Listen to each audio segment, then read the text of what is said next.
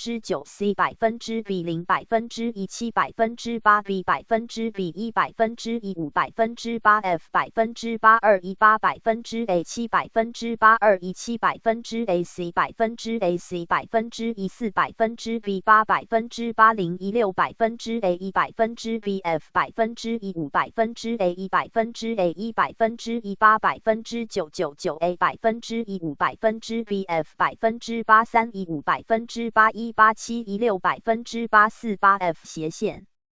第7回，游的预参观第一殿审案两善优分。https://www.wordpress.com/斜线2023/14/B8/G/14/0/斜线8/14/B4/15/9 C/9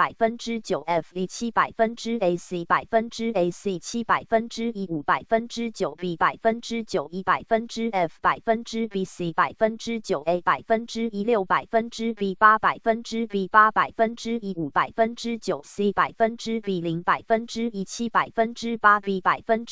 1%E 5%F 8%2E 8%A 7%8E 7%A C A C 1%E 4%B 8%8 E 6%A 1%B F 1%E 5%A 1%A 1%E 6%A 1%8E 4%B 8%A 4%E 5%9684E 6%94 B 8斜线。第8回，由天界参观白羊仙班，济公谈邪道之害。https://wordpress.com/wordpress/05/14%B 8%E 7%958C 4%E 4%B C A 0%E 7%9C F 7%AC 8%E 5%9B 9E F B C9A 1%E 6%B 8%B 8%E 5%A 4%A 9%E 7%958C 1%E 5%8 F 8%E 8%A 7%8E 7%99B D 1%E 9%98 B 3%E 4%B B 99E 7%8 F F B C 9A 1%E 6%B 5%8 E 5%E 5%8 C 1%E 8%B 0%88斜线。第9回，由天界访问白羊仙班。https://www.wordpress.com/wordpress/05/14%B 4%B 8%9E 7%958C 1%E 4%B C A 0%E 7%9C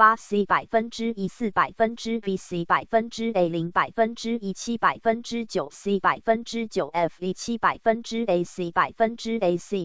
1%AC 9%E 5%9B 9E F B C 9A 1%E 6%B 8%B 8%E 5%A 4%A 9%E 7%958C 1%E 8%A 1%B F 1%E 9%97A 1%E 7%99B D 1%E 9%98 B 3%E 4%B B 99E 7%8 F 1%A 斜线。第10回，穿云居月球走马看花，皆欲指三界传真告成。https://www.wordpress.com/wordpress/05/14%B 4%B 8%9E 7%958C 1%E 4%B C A 0%E 7%9C 9F 7%AC 1%AC 10%E 5%9B 9E F B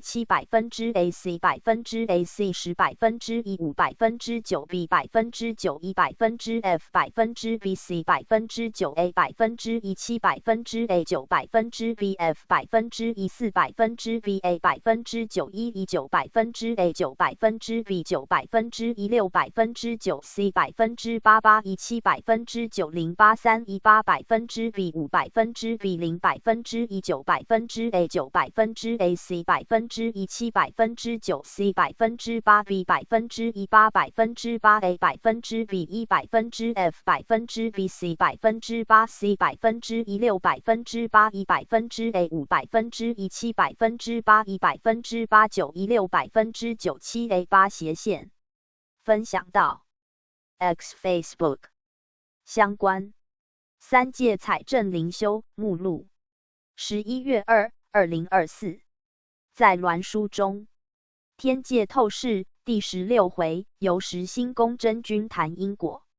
3月5、2023在鸾书中，天界透视第10回，由南天门古佛赠仙丹大圣显神通。2月26、2023在鸾书中已发布。5月9、2024文章导航 Previous post 九阳关游记目录 Next Post 袁宏道，我没想到极乐世界快乐到这种程度。留下评论，撰写评论，评论，搜索，搜索，搜索，分类。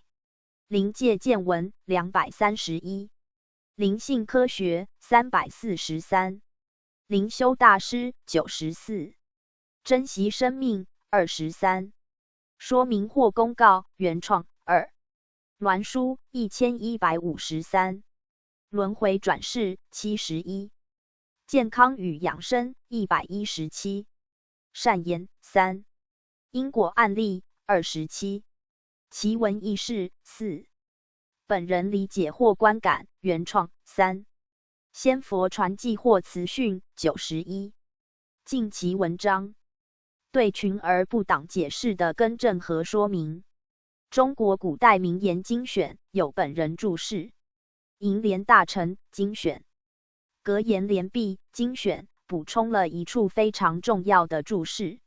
万物皆有灵，让人惊奇的巴克斯特试验分类列表，还有更多书籍文章有待发布或有待整理到下方。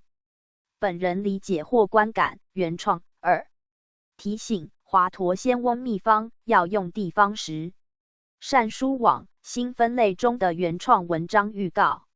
仙佛传记或词讯1，太乙金仙轮回录2011年者，灵界见闻9，新东方长乐世界净土游记，昊天玉皇新精确游记，新太清圣境游记，通灵日记，看见真相的男孩。袁宏道，我没想到极乐世界快乐到这种程度。西方极乐世界游记，香港狮子姐姐系列，宇宙星球史威登堡，天堂雨的玉史威登堡，鸾书42，仙佛事宜灵身觉魂篇2016，祭佛观众生香2021，昊天子寿灵修院游记2020，现世报律例补序核定本2016，南屏山游记2016，琉璃光药师王佛之净土游记2014，新头山游记2012，天医院游记2011，因果启示录2011，触道沉沦录2011，灵雨现真2010，无极天游记2010，观音净土游记2009，宫阙洞府联集2009，赏善经篇2007，写乌池游记2007，东天游记2007，五百罗汉宫2006，修行正道实录2006，穿梭阴阳界2006，南天游记2005，河阳关游记2004，仙界游踪2003，弥勒净土游记1997，三界彩正灵修1992，因果并向析论与印证1988，紫阳关游记1988，莲花佛国游记1985，礼天游记1985，园林园游记1984，的府审案1984，枉死城游记1984，极乐世界游记1984，杜英宝卷1983，九阳关游记1982，水晶宫游记1982，三界传真1982，天界透视1981，瑶池圣智1981，三曹成道捷径史传1979，天界传真1975，富龙华大会1972，灵性科学12，万物皆有灵，让人惊奇的巴克斯特试验，巴克斯特效应，绿野仙踪赫莱瑞恩，宏伟计划赫莱瑞恩，织锦图赫莱瑞恩，象征与符号赫莱瑞恩，灵性的季节赫莱瑞恩，约书亚的传导，临界点赫莱瑞恩。佛法与科学，新世纪扬升之光，戴安娜·库珀。灵性科学入门，鲁道夫·史丹勒。善言3。中国古代名言精选，有本人注释。楹联大成精选。格言联璧精选。轮回转世7。小我走向大我之路，迷途的小我与觉醒灵魂的对话。一些转世的高级意义，陪你一起时间旅行，细数三世二界的境遇。龙神与分身转生，田三牛的转世经历。转世奇人唐江山专访。灵修大师3。灵修大师卷3。灵修大师卷2。灵修大师卷1。因果案例2。于经显化了凡四训白话篇。珍惜生命2。王警官讲述自杀是灾难的开始，认清自杀的真相。健康与养生1。华佗仙翁秘方，副观音治病秘方。推荐博客 UFO 与外星人 https://ufox.wordpress.com 大智慧 https://y.wordpress.com 揭穿诽谤博客 https://chaddigitron.wordpress.com 其他博客包括特别内容 https://uami.blog.fc2blog.s/blog/entry_281.html 网站通过 wordpress.com 打造。隐私和 cookie 此站点使用 cookie。继续使用此网站，即表示您同意其使用 cookie。要了解包括如何管控 cookie 在内的更多信息，请参阅此处 cookie 政策。通过 wordpress.com 设计一个这样的站点。从这里开始，跳至内容。善书网。关于能够联系本人的新方式。三界传真第1回，由凡界千岁谈身心，庄身具神居。Ten Shuo鸾书4月14、2023 1 minutes。雷府千岁降。诗曰：神人协力天安排三界传真者召开。千岁庄身须合作完成宝典整圆骸。千岁曰：庄身啊！从今宵开始，每逢着造佳期，我们就要开始游历三界了。即玉虚童子之佛演传真法，将凡界、阴界、天界所游之真实实景，值得提倡正义、劝化人心之资，我们统统记录下来，让玉虚童子传回鸾台挥出成书，愿生全神贯注，心勿动摇，方能不偏神意，以其早日完成此书，匡扶大道，婉转狂澜也。庄身曰：感谢千岁，身担此重任，时有受宠若惊之感觉，并且一则以喜，一则以惧。喜则喜以金钱不能买之天界风光，身能游览而尽收眼底；惧则惧恐不能胜任，耽误上天的用意。千岁曰：你说的不错，此游三界之责任实在太重大了，只要你清净身心，不负邪的，自能很顺序地完成此重大之任务。庄身曰：谢谢千岁之指示，身今宵见千岁，心里非常的恐惧。为何千岁躯体与众不同，足足1丈有余而无不足，且颜面异重，好似很凶恶的相貌，未知是何原因？千岁曰：庄身，你有所不知，在无形的世界里，其形象有很多奇异的形象，与人类甚有不同之处。因为人类居住在有形的世界上，差异较少，有青黄黑白红5色之人种，青色种现在已经不见了。这么小的地球上就有这么多的人种，何况无形世界里头的神灵或是鬼神，其体相不一样的太多了，甚至奇形怪状的多的是啊。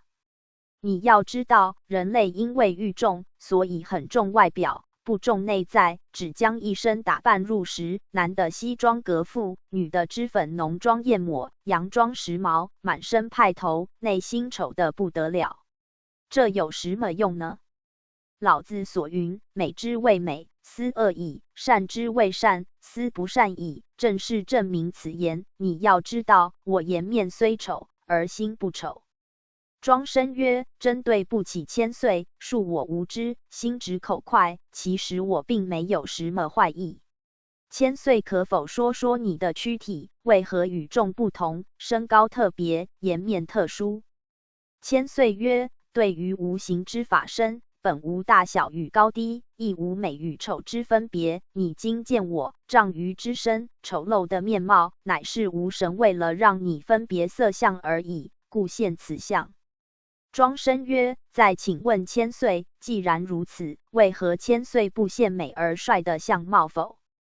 千岁曰：此丈鱼之身，丑陋的面貌，乃本神之特征。在过去世之一世当中，本神增生在外太空的一个星球，当时的体相就是如此。像我这样的相貌，尚算是一位美男子，与地球人有点而不同而已。以后亦曾转生地球，尚有一点而腰续过去生之相貌，所以你看来是有点而不习惯。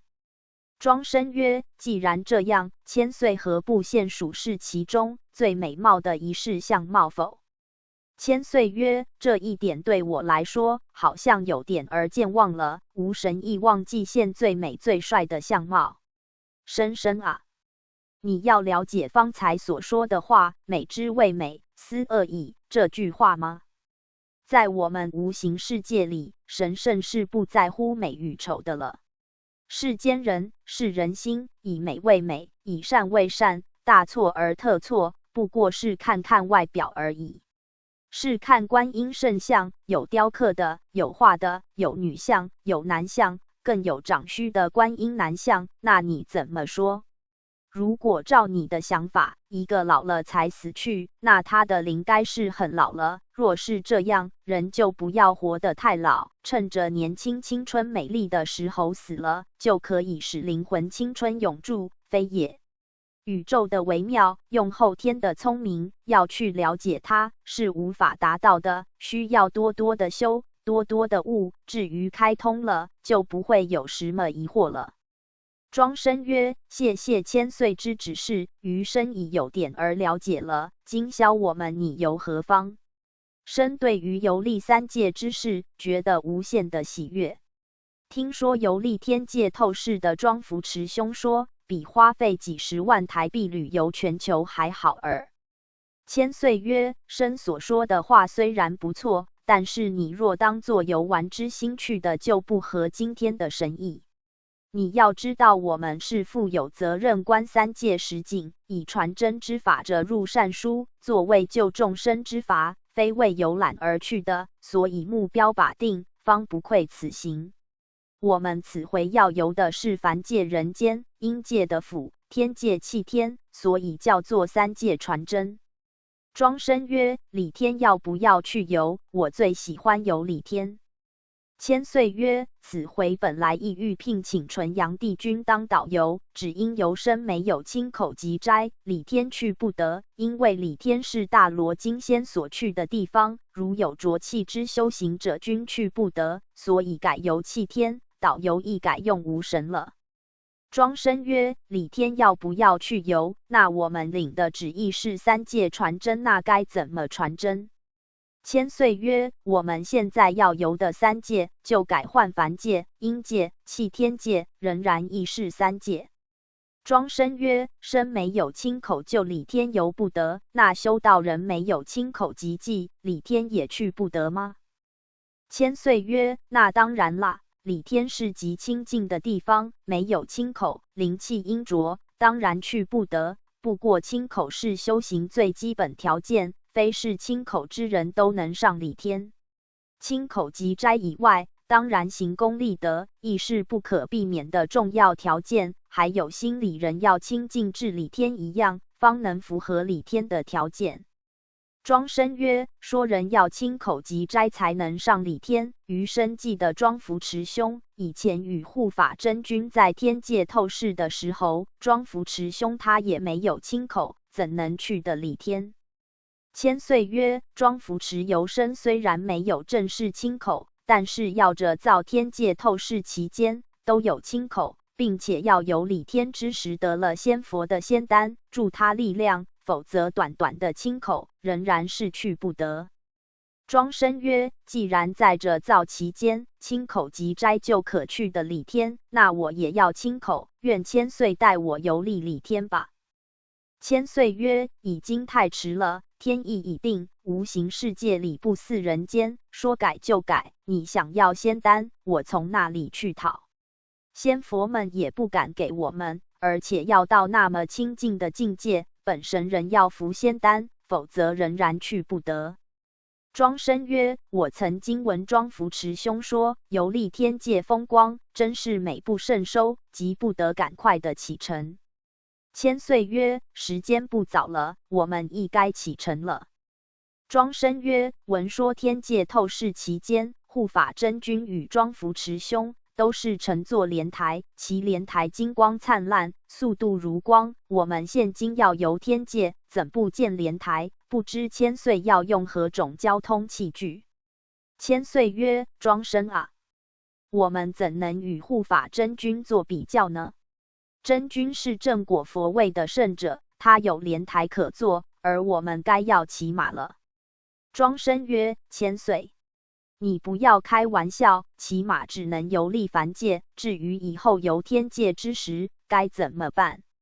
千岁曰：傻生啊，你真是忧多过虑，何以杞人忧天？不必挂虑太多了。我们要骑的是一匹宝马，此马名曰穿云神驹，其行走速度虽然不及莲台，现在的太空梭与之比起来，仍是望尘莫及了。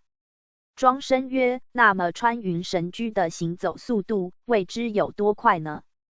千岁曰：若比起护法真君所乘之莲台速度，还有一半的速度，所以你尽可放心，我们的穿云神驹不但可以行走路的，上天堂下的狱，统统自如，甚至通了骑者之心，不必操作，我们的心想到那里，他就到那里。庄生曰：千岁有这一匹神驹，怎不见在此？到底在哪里？千岁曰：在祭筒之内，无若一患，马上可来。不多说了，穿云神驹来吧。穿云神驹从云端一跃而下，现在面前。庄生曰：吓了一跳，哦，又高又大的穿云神驹，这太危险了，摔下来怎么办？千岁曰：庄生你放心，只要你的心不要有恶念，他会把你背得牢牢的，如果你的心动了邪念，他会把你摔下来，生命难保。庄生曰：求千岁慈悲，恕我不敢骑马，因为我不谙马术，又我杂念甚多，若起心乱想，万一摔下来怎么办？穿云神驹看来与一般之马不一样，特别凶恶，且跳跃不停，我怕。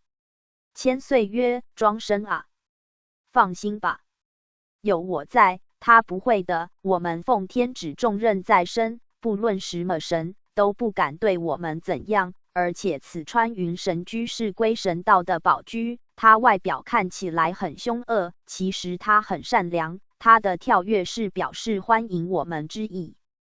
不必怕了，上马吧。庄生曰：遵命。战战兢兢地上了马。千岁曰：神驹与我们心通，知庄生害怕，故一步一步地慢慢行走，向目的地直进。庄生曰：禀千岁，没想到骑马会这么过瘾。千岁曰：今宵因为时间较晚，我们就骑马绕高雄市吧。庄生曰：我看这样会太危险的，因为市内大小车辆太多，我们骑马怎么能在市区街道行走呢？因为开车司机又看不见我们。千岁曰：这没有关系，因为我们的神驹行走不避着的。敕曰：神驹离地3丈行走吧。时速以60公里绕室内1周吧。神居1月4足离的空中飞行，街衢夜景，灯光闪烁，来往行人、车辆穿梭不停，可不知他们在忙些什么，最后的目的还不是同一条路。庄生曰：自我有生以来，今宵是最快乐的一夜。神居善解人意，由上望下，景色虽然美不胜收，一切灯光夜景尽收在眼底。回头一顾，养性堂扇光冲天，金光千条，又各种形业，五花十色，使人看得眼花缭乱。千岁曰：我教你吟诗吧。诗曰：秋风夜景称心凉，骑马遨游沿路长。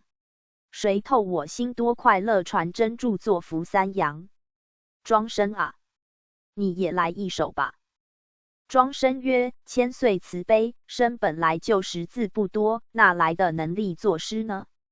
千岁曰：没有关系，不论什么事都是学来的，你的功德也渐渐的大了，只是没有清净身心罢了。你若能亲口集斋，身心清净，至先后天和灵了，就可以作诗。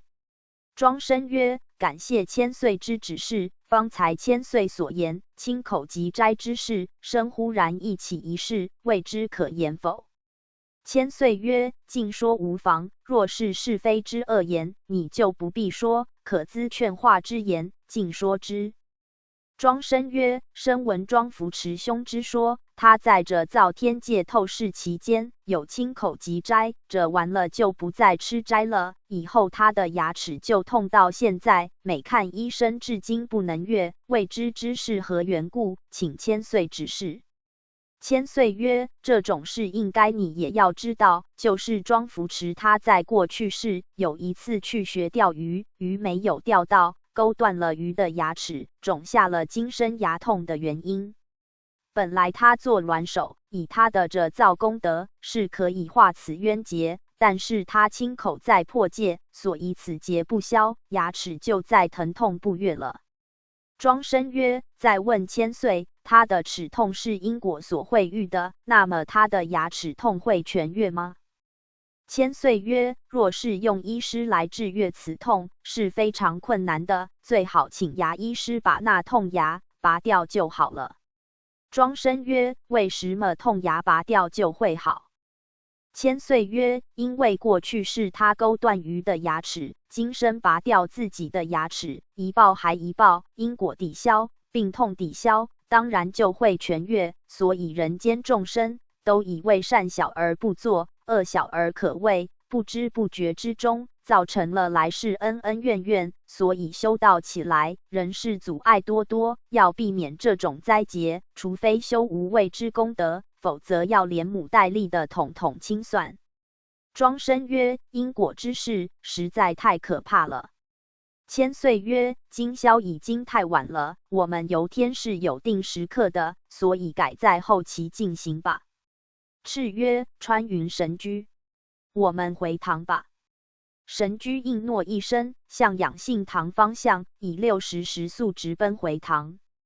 庄生曰：今宵真是太过瘾了。千岁曰：养性堂已到了，我们下马吧。庄生醒来吧。魂魄头体。分享到 X Facebook 正在加载。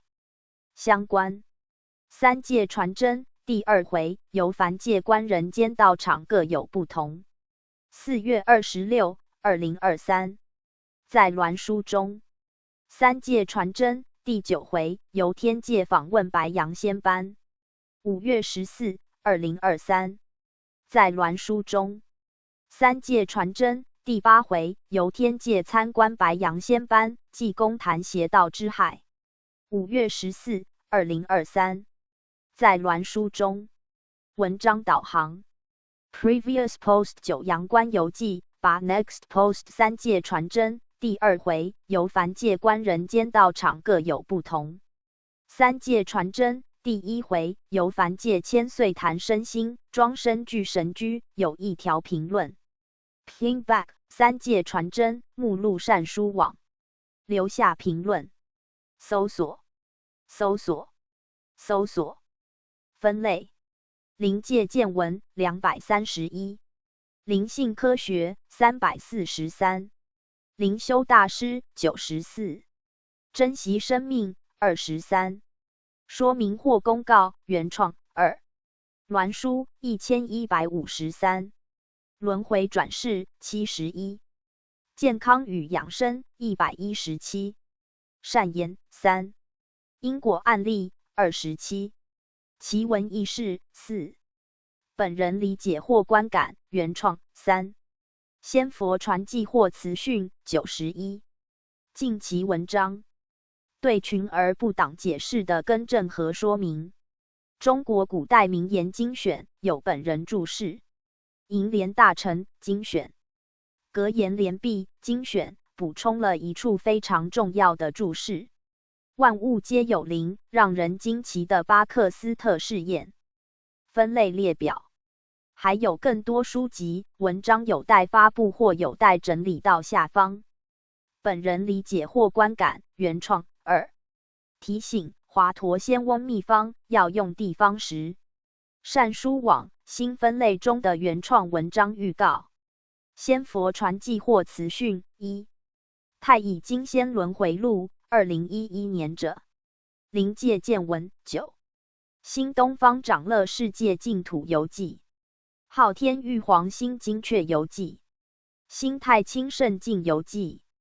通灵日记，看见真相的男孩。袁弘道：我没想到极乐世界快乐到这种程度。西方极乐世界游记。香港狮子姐姐系列。宇宙星球史威登堡。天堂雨的玉史威登堡。鸾书42。仙佛事宜灵身觉魂篇2016。祭佛观众生香2021。昊天子寿灵修院游记2020。现世报律历补序核定本2016。南屏山游记2016。琉璃光药师王佛之净土游记2014。新头山游记2012。天医院游记2011。因果启示录2011。触道沉沦录2011。灵雨现真2010。无极天游记2010。观音净土游记2009。宫阙洞府联集2009。赏善经篇2007。写乌池游记2007。东天游记2007。五百罗汉宫2006。修行正道实录2006。穿梭阴阳界2006。南天游记2005。河阳关游记2004。仙界游踪2003。弥勒净土游记1997。三界采证灵修1992。因果并向析论与印证1988。紫阳关游记1988。莲花佛国游记1985。礼天游记1985。园林园游记1984。的府审案1984。枉死城游记1984。极乐世界游记1984。杜英宝卷1983。九阳关游记1982。水晶宫游记1982。三界传真1982。天界透视1981。瑶池圣智1981。三曹成道捷径史传1979。天界传真1975。富龙华大会1972。灵性科学12。万物皆有灵，让人惊奇的巴克斯特试验。巴克斯特效应。绿野仙踪赫莱瑞恩。宏伟计划赫莱瑞恩。织锦图赫莱瑞恩。象征与符号赫莱瑞恩。灵性的季节赫莱瑞恩。约书亚的传导。临界点赫莱瑞恩。佛法与科学。新世纪扬升之光戴安娜库珀。灵性科学入门鲁道夫史丹勒。善言3。中国古代名言精选有本人注释。楹联大成精选。格言联璧精选。轮回转世7。小我走向大我之路，迷途的小我与觉醒灵魂的对话。一些转世的高级意义，陪你一起时间旅行。细数三世二界的境遇。龙神与分身转生。田三牛的转世经历。转世奇人唐江山专访。灵修大师3。灵修大师卷3。灵修大师卷2。灵修大师卷1。因果案例2。于经显化了凡四训白话篇。珍惜生命2。王警官讲述自杀是灾难的开始，认清自杀的真相。健康与养生1。华佗仙翁秘方，副观音治病秘方。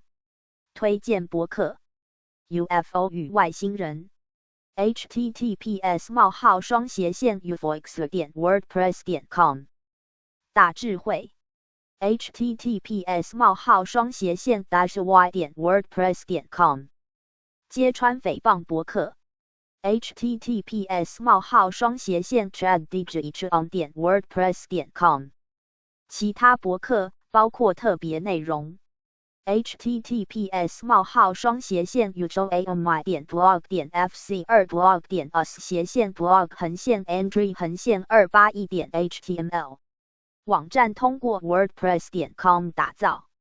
隐私和 cookie 此站点使用 cookie。继续使用此网站，即表示您同意其使用 cookie。要了解包括如何管控 cookie 在内的更多信息，请参阅此处 cookie 政策。通过 wordpress.com 设计一个这样的站点。从这里开始，跳至内容。善书网。关于能够联系本人的新方式。三界传真第2回，由凡界观人间道场各有不同。天书鸾书4月26、2023 1 minutes。雷府千岁将。诗曰：凡界昏昏欲作仙，颠颠倒倒昧心田。自然真道闲无畏，怪力乱神应此年。千岁曰：善生啊！你一生所盼望的事将要实现了，唯一世人难得一见的无形世界风光将要等着我们去游览了，你为之有什么感觉吗？庄生曰：我不说，千岁你也都将我的心事说出来了，千岁明明知道我的心，迫不及赶快的游览天界美丽的风光。千岁曰：吾神早就知道你存有此心，但是在游天之时，你要如人间的采访记者，多多的将事实与疑问统统发问，以便玉虚童子用佛眼传真法，传到鸾台挥毫出来。庄生曰：请问千岁，玉虚童子实在太棒了，他不知用什么方法传真呢？千岁曰：他的佛眼传真是与现在人间的卫星转播一样，如棒球在美国比赛，用摄影机摄入镜头，然后送入人造卫星，转送到台北的电视台，再传到各地的电视一样。庄生曰：我没有看到玉虚童子带有什么转播机器，他到底用什么机器传送的？千岁曰：你真是太傻了，仙佛怎么可以与电视机器相比呢？他的眼睛可以观透3天，玉虚童子只要站在地球上气层的最上端，与无空气的隔界，就可以看透人间到气天，站在气天之上就可以看到里天，故人间的卫星与其比较，真是望尘莫及了，这就是神仙的伟大力量。庄生曰：就是有这么好，所以世间人才有这么多的人想修道学做神仙。千岁曰：话虽这么说，有欲望的要学神仙，偏偏没有神仙的份，只是享受天界之福罢了。不要多说了，恐延误了我们游天的时间。敕曰：穿云神驹来吧。神驹从云端一跃而下，活泼天真的站在养性堂门口，等待着2位了。庄生上马吧。庄生曰：遵命。我已上马了，请千岁启程，未知今宵我们拟往何方？千岁曰：吾神已通了穿云神驹之心，你放心吧，他会把我们带到目的的。千岁、庄生二位坐在马上，边谈边行。千岁已经有了诗心，吟起诗了。诗曰：云淡风轻秋夜天，穿梭凡界乐心田。三齐应运南平道，俗子之修可谓先。善生啊，你也来吟一首吧。庄生曰：你明明知道我识字不多，自幼读书懈怠，连信也都写不来，怎能吟诗？千岁曰：不吟也罢了，反正我们也快到目的地了。生啊，你看看前面的一栋楼房吧。庄生曰：哎呀，不得了，那栋楼房着火了。千岁曰：胡说八道，怎么着火呢？庄生曰：不是着火，怎会冒出黑烟呢？千岁曰：傻生，你再详细的看看，此乃黑气，与黑烟差得太远了，真是风马牛不相及。庄生曰：请问千岁，为何此栋楼房冒出黑气来？千岁曰：吾暂不必解说，我们也到了，进去看看自会明了。俗语云：百闻不如一见。穿云神驹，停吧。庄生，我们也该下马了。庄生曰：遵命。下了马，曰：千岁，我们欲往何方？千岁曰：我们该进入了。庄生随我来，步行而至顶楼。庄生，你详细观察吧。庄生曰：禀千岁，生有个疑问，请千岁明示。千岁曰：有疑尽量的问。庄生曰：此地看来好似是一家庄严佛堂，为何不见神圣在此守堂，只见一群修道人，不知正在忙些什么？千岁曰：此佛堂不见神圣守堂之原因，乃是守堂神全都跑了。庄生曰：为什么该堂之守护神要跑呢？千岁曰：因为此堂不是正堂，邪神看见我们到此，全都纷纷逃跑了。方才你所看见的黑气，就是邪魔的魔气，所以其气是黑的，与正神之气完全不一样。正神之气是五彩或者是金光锐气，此才是神仙圣佛之气。那群修道人正在忙着要办道。庄生曰：在天界透视内中有云，有一次护法真君带着庄福持兄参观佛堂，那个佛堂金光灿烂，修道人各有善光，为何此堂之修道人不但无光，而且黑气冲天，未知是什么缘故？千岁曰：方才说过了，此堂是邪堂，他们所修的不是圣佛之正法，堂然没有正气，所以才邪气出现。现在一脉真传乃是南平一脉，才是真正的佛道信理真传。庄生曰：他们既不是南平正脉，那么他们到底是什么宗派呢？千岁曰：我还是不要说好了，他们正在筹备办道了，在开始时你可仔细的看看，就可以明了的。庄生曰：请问千岁，他们这样叫做办道吗？众人跪在堂前，被那个人在头额二边各点了一下，不知是什么意思。千岁曰：这是邪师扰乱宗教的名堂，他们叫做点太阳与点太阴，这都是世人骗人的花样。庄生曰：为什么？千岁曰：修道传真，南平一宗独秀，水火金子成运，三六盘氏之田起，心应大法。自从世尊如来以正法掩藏，微妙法门，不立文字，复多给大家业，在印度辗转相授28代，至达摩祖师，老水还朝来中原，传神光到6祖慧能祖师，6祖以锦囊交怀让授马祖为第7祖，从此道入火宅，以至于今18代祖，均无变异传道方法，皆以中土玄关正窍门户，直指见性顿法之门。他们点太阳与太阴之窍，那有此窍之点法？人生只有玄关一窍才是佛窍，才是正阳法门。乱点阴窍，非世尊如来直系，真是胡来。庄生曰：可曾请千岁详说一点吗？千岁曰：可以。可以，你要知道世间之事，有真便有假，有正便有邪。现在的修道人，大多数都想成道心切，3把硬菜吃不完，就想成道上西天，不知从心上寻道，都从外边觅佛，使佛觅佛，终不能得。玄关正窍乃是人生无极，无极即是理天，人之修道要上无极理天。点开玄关窍，就是开了上理天之路。除了玄关一窍之外，其余均是左道旁门。庄生曰：请问千岁，生突然想起一件事，在前次生听你说，你怎么会知道庄福持兄在过去是钓鱼之事呢？千岁曰：吾神已有宿命通了，只是对人类不可以随便泄露天机而已。庄生曰：又问千岁，听说庙宇或是鸾堂都是气天神，你怎么知道玄关正窍门之是否？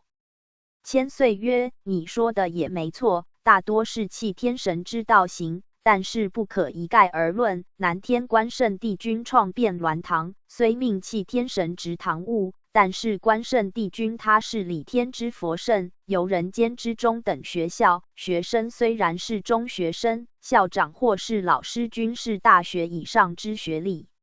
鸾堂之重点就是劝化人心而不传道，可以协助天道而不破坏天道。所以鸾堂是中学，先天大道是大学。若要得到博士学位，必定要读大学，否则不能进博士。若要成佛道，一定要求先天大道。比如护法真君，他就是清水祖师，他虽然是护法真君之职，他是理天之佛，他是为了护道才到鸾堂来的，所以修道是不可见相着相。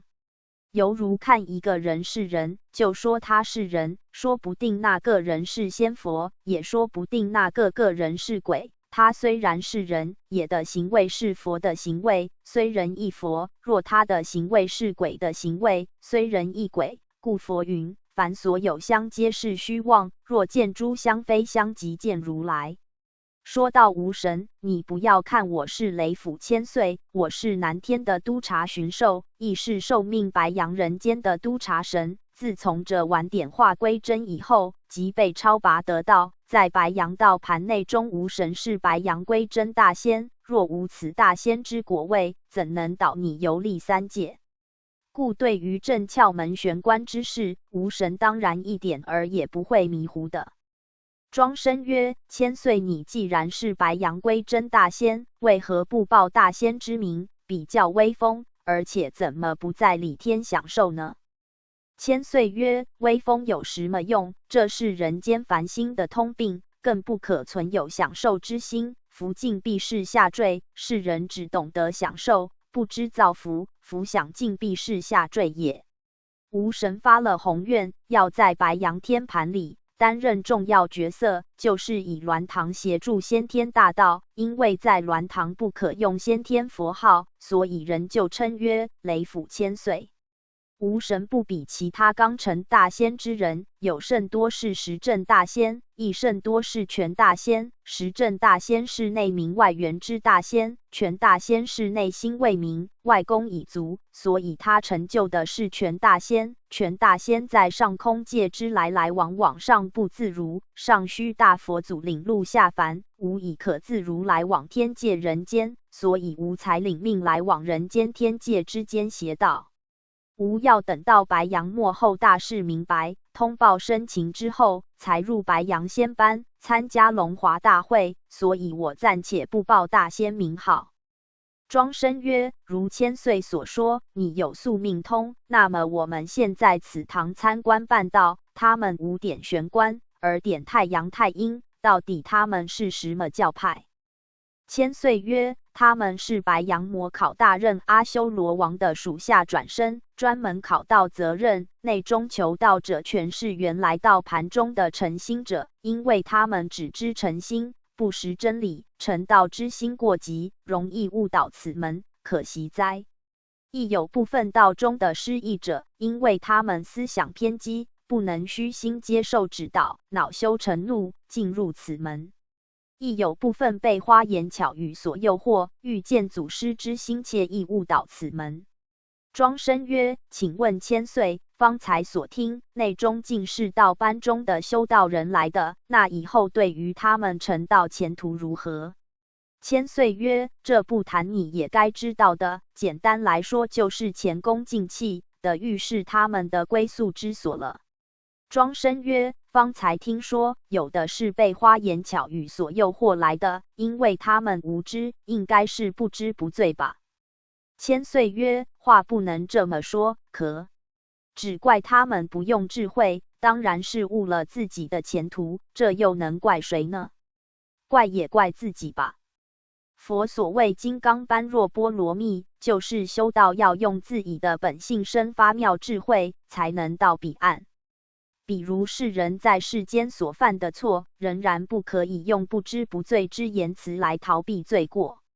天理自有公道之存在，人著什么错，该当什么罪，这是天的公理，天律自然有褒贬，丝毫不爽。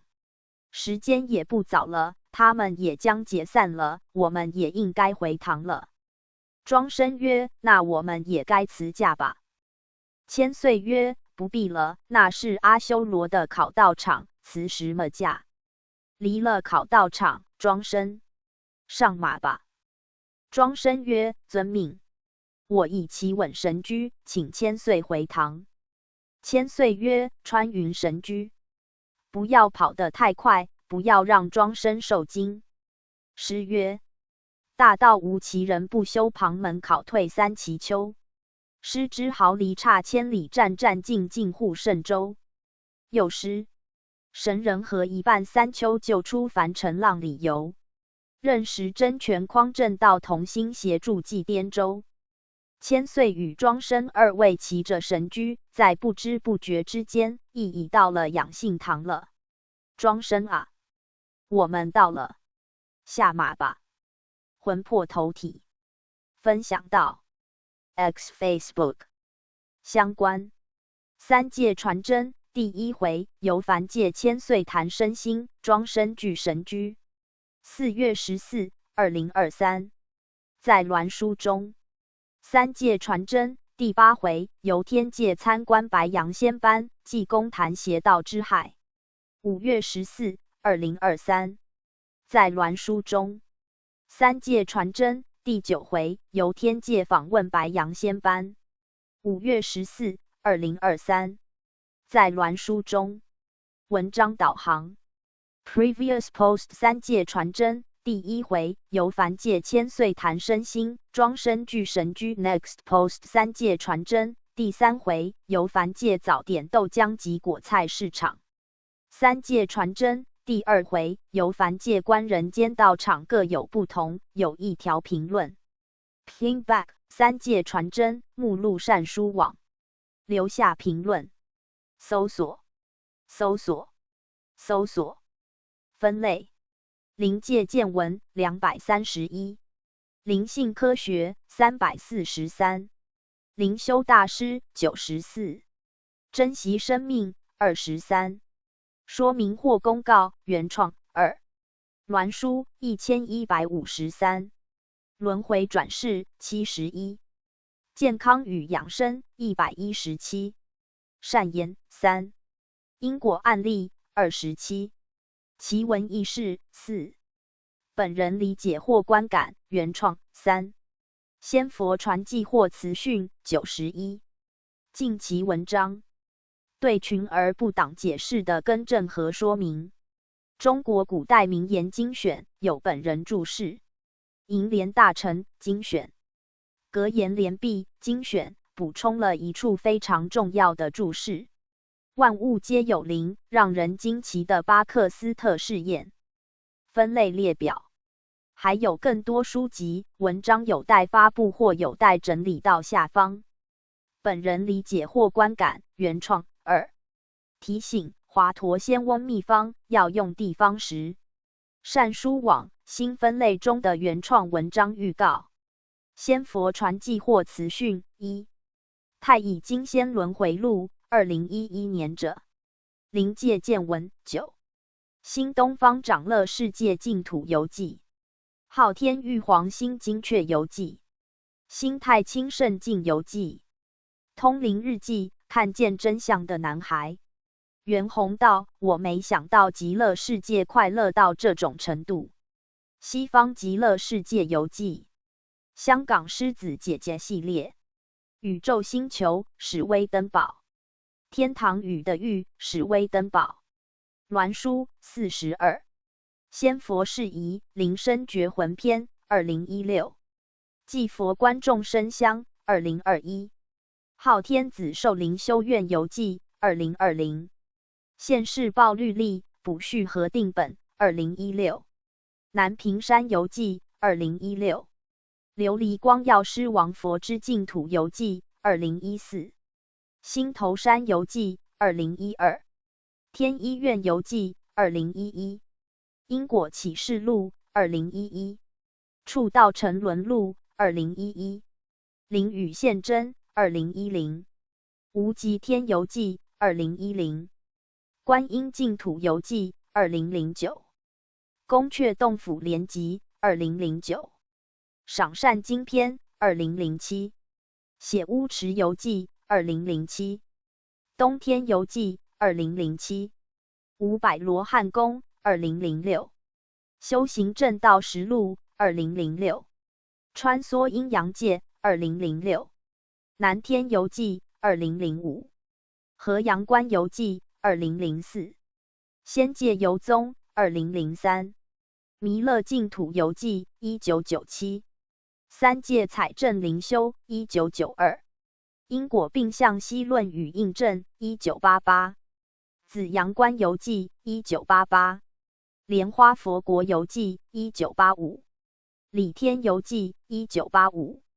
园林园游记1984。的府审案1984。王死城游记1984。极乐世界游记1984。杜英宝卷1983。九阳关游记1982。水晶宫游记1982。三界传真1982。天界透视1981。瑶池圣智1981。三曹成道捷径史传1979。天界传真1975。富龙华大会1972。灵性科学12。万物皆有灵。让人惊奇的巴克斯特试验。巴克斯特效应。绿野仙踪赫莱瑞恩。宏伟计划赫莱瑞恩。织锦图赫莱瑞恩。象征与符号赫莱瑞恩。灵性的季节赫莱瑞恩。约书亚的传导。临界点赫莱瑞恩。佛法与科学。新世纪扬升之光戴安娜库珀。灵性科学入门鲁道夫史丹勒。善言3。中国古代名言精选有本人注释。银莲大臣精选。格言联璧精选。轮回转世7。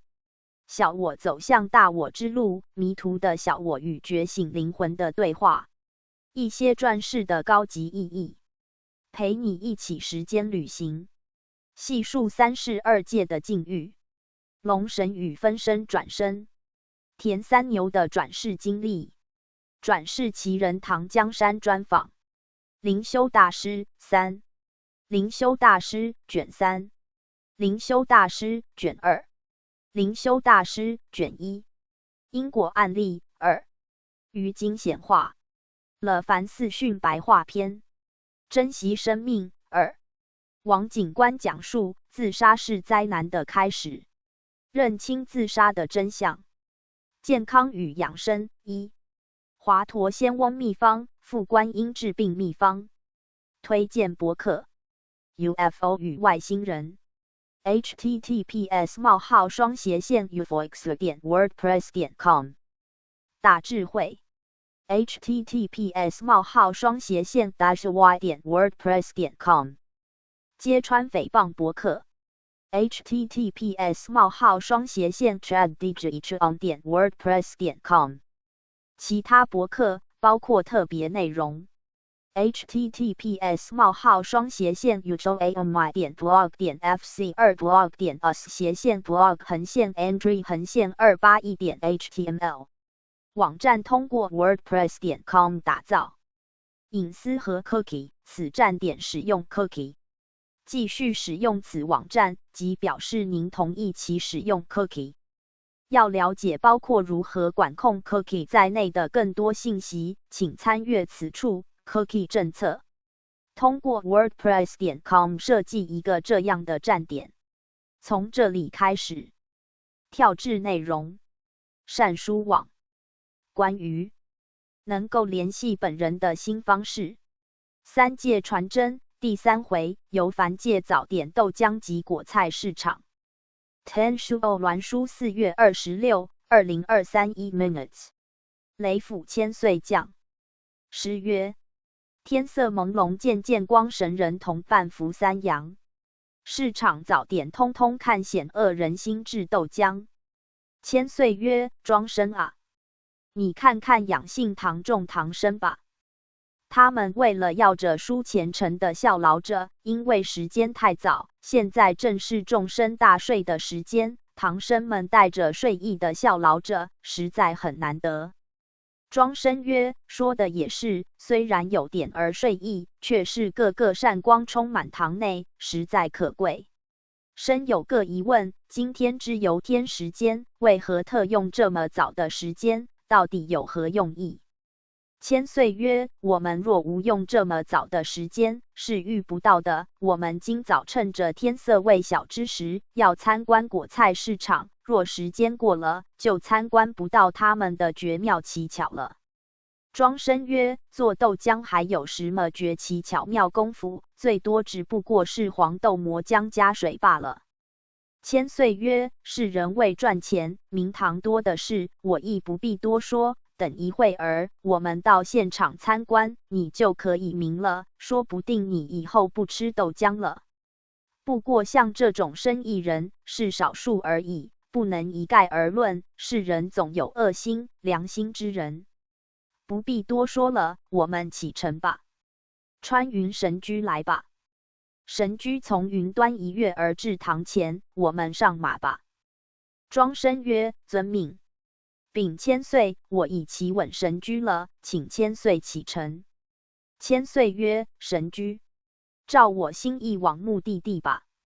神驹听命，四足离的腾空而行。更深夜静，由高望下，街道行人稀少，是虎无几，亮足大灯横行，四入无人之境，真是危险极了。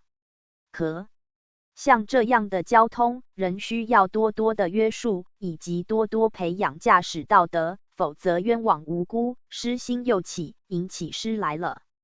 诗曰：是虎横行险象生，怎能由怨众神明？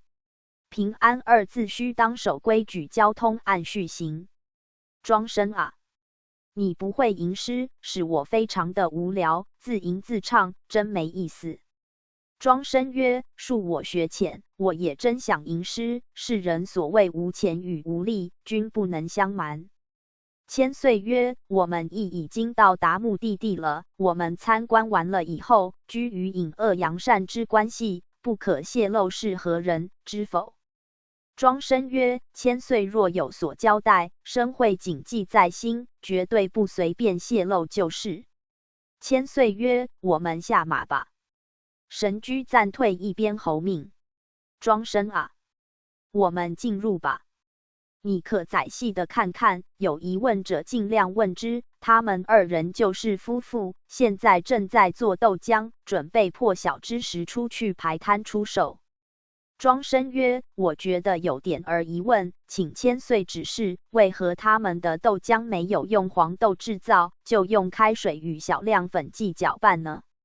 千岁曰：今早带你来就是要让你看这一点，以前卖豆浆的都用黄豆磨浆而成的，现今的豆浆商人不顾商业道德，用豆粉以及化学粉剂拌搅，成了一点儿豆浆味道，他就卖了。这样一来，又省时又方便，又好赚钱。庄生曰：“这个人真是没有良心的生意人。哎呀，他又加了什么东西呢？”千岁曰：“庄生，你不知道吗？他加的东西是糖丹，是化学药品。你再详细的看看，连水都没烧开，给人吃了怎么得了？”庄生曰：“再请教千岁，那一堆白白的是不是面粉做的？”千岁曰：“是的，那是准备做油条的。他已经准备要出去街上卖了，我们跟着出去看看。”千岁、庄生二位一步一步的跟着卖豆浆者来到街上，我们等着他们排我来吟诗吧。诗曰：“为财不顾罪，千生买卖须存公德心。大道宏开晚莫运，三其良有两其灵。”庄生曰：“千岁对于吟诗很有兴趣啊。”千岁在吟诗的时候，他在做油条的那堆面粉，不知再放些什么东西下去。千岁曰：“吾神虽然在作诗，可是对于他的一举一动，当然没有放过监视的。他已放了数重的化学药品下去了，这样一来，能使发酵到最高程度，亦能使炸好油条经久不软化。”庄生，你记得20-30年前的油条炸好之后，若经过半小时，油条就软了。现在的油条炸好之后，整天不润不软，这都是化学药品的功用。庄生曰：“难怪人类最近有那么多的疾病 ，A 型肝炎与 B 型肝炎。”千岁曰：“庄生说得很对，对于人类食品添加化学药品，虽然不觉什么，却是造成人类慢性自杀。A 型及 B 型肝炎虽然是传染疾病，因为人食了过量的化学添加剂，造成肝脏机能不好，遇到传染疾病很容易被感染，甚至癌症亦甚多从食品中的化学药品致来的。希望生意人不要只想赚钱，不顾大众之公德心。”庄生曰：“那以后我不敢吃豆浆了。”千岁曰：“话也不可以这么说，谨慎点儿就好了。”庄生曰：“从哪儿谨慎起呢？”千岁曰：“吃豆浆最好不要吃加糖加好的，就是要吃之时才加糖的豆浆，总比加好糖的可靠，吃起来有一点烧焦的味道。那种豆浆较纯，又豆浆上层会浮一层薄薄的豆浆皮，那种的豆浆才是真的豆浆。至于油条，最好少吃味宜，因为现在的油条化学药品加的太多了。”庄生曰：“那加好糖的豆浆都不要吃了。”千岁曰：“话也不可这么说，加糖加好的豆浆是较容易混加糖丹而已，并不是说加好糖的豆浆都不好，就是要看卖豆浆的商人有没有良心而已。我们参观至此，再往果菜市场吧。”穿云神驹，来吧，我们要到果菜市场去参观。神驹一跃而至面前，庄生，我们上马吧。庄生曰：“遵命。”请千岁启程。神驹一耸而下，已经到了果菜市场门口了。千岁曰：“庄生，我们下马吧。”神驹在一边等候吧。神生二位下马，一步一步地进入了果菜市场。天虽未破晓，却是市场内卖的买的陆续不绝地来到了。讨价还价之买卖，均是为了各要多赚点儿可。他们为钱忘躯，修道若有此心，还怕不成？真的是金钱魅力胜过佛力。他们这样的认真，不知为谁辛苦为谁忙。仙佛们说的对，劝君为善请无钱，有也无。货到临头用万千，无也有。若要留君谈善事，去也忙。有朝一日无常到，忙也去。大家都想赚钱，大家都说没钱，钱就是上天堂下的狱的所要也。庄生啊，你看看吧，那堆蔬菜有什么异样？庄生曰：禀千岁，我怎么看都没有异样。千岁曰：我神请玉虚童子用佛眼的光照给你看看吧。庄生，你可再详细看看。庄生曰：有了，每一颗菜都发黑气，请问千岁，这是什么原因？千岁曰：那就是农药的余毒，因为菜价好，农夫们喷洒农药，待不及农药之消失，就采收应市，以付市场之高价，昧失良心，捐害了消费者之健康。庄生曰：像这样没有良心的人，上天岂可不睬不理呢？千岁曰：当然有，不是无报，是时机未到。天理昌章，疏而不漏，那有不报之理。自古至今，善有善报，恶有恶报，是迟报早报而已矣。庄生曰：人心不古，连吃蔬菜亦须警惕，否则影响身体之健康。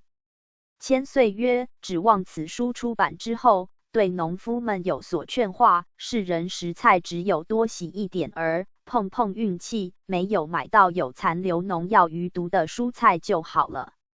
庄生曰：今天参观蔬菜市场，对于蔬菜留有农药之余毒，未知水果之类有没有农药之余毒否？千岁曰：这种事不必说了，怎会没有呢？或多或少而已，购买之时留心点儿吧。不吃是果菜，说到食品之类，很多都是吃了不太好，凡是添加化学药品过量，都是对人体不好。没有添加化学药品的肉类也会有微毒的。庄生曰：请问千岁，对于肉类也会有微毒，这是怎么一回事呢？千岁曰：说来话长，不知不怕，知了真是害怕，因为一指动物要杀它之前，动物会恨，由恨而生毒，人吃了之后也会不好的。比如人类如果不吃蔬菜，只吃肉类，久了一定会生病，因为无农药之蔬菜都有解毒作用，人之肝脏机能及胆机能要负担那么多的肉类毒素是不可能的，一定要用蔬菜去中和做解毒作用，否则不可以的。故人叫做素食动物，人吃素不吃肉，可以生存下去，若只吃肉不吃菜，是活不来的。由此足见吃素是最适合人类之生活，又可预长寿，又可防止早衰之作用，是因为适合人体之缘故的。时间已至了，我们也该要回堂吧。唤声，穿云神驹来吧。神驹一跃而到面前，庄生上马吧。庄生曰：遵命。我已坐稳神驹，请千岁回堂。千岁曰：神驹一耸上了云端，一跃而下，到了养性堂了。庄生下马吧。醒来吧。魂魄投体。分享到 X Facebook 相关。三界传真第4回，由凡界参观道场三圣修持。4月26、2023。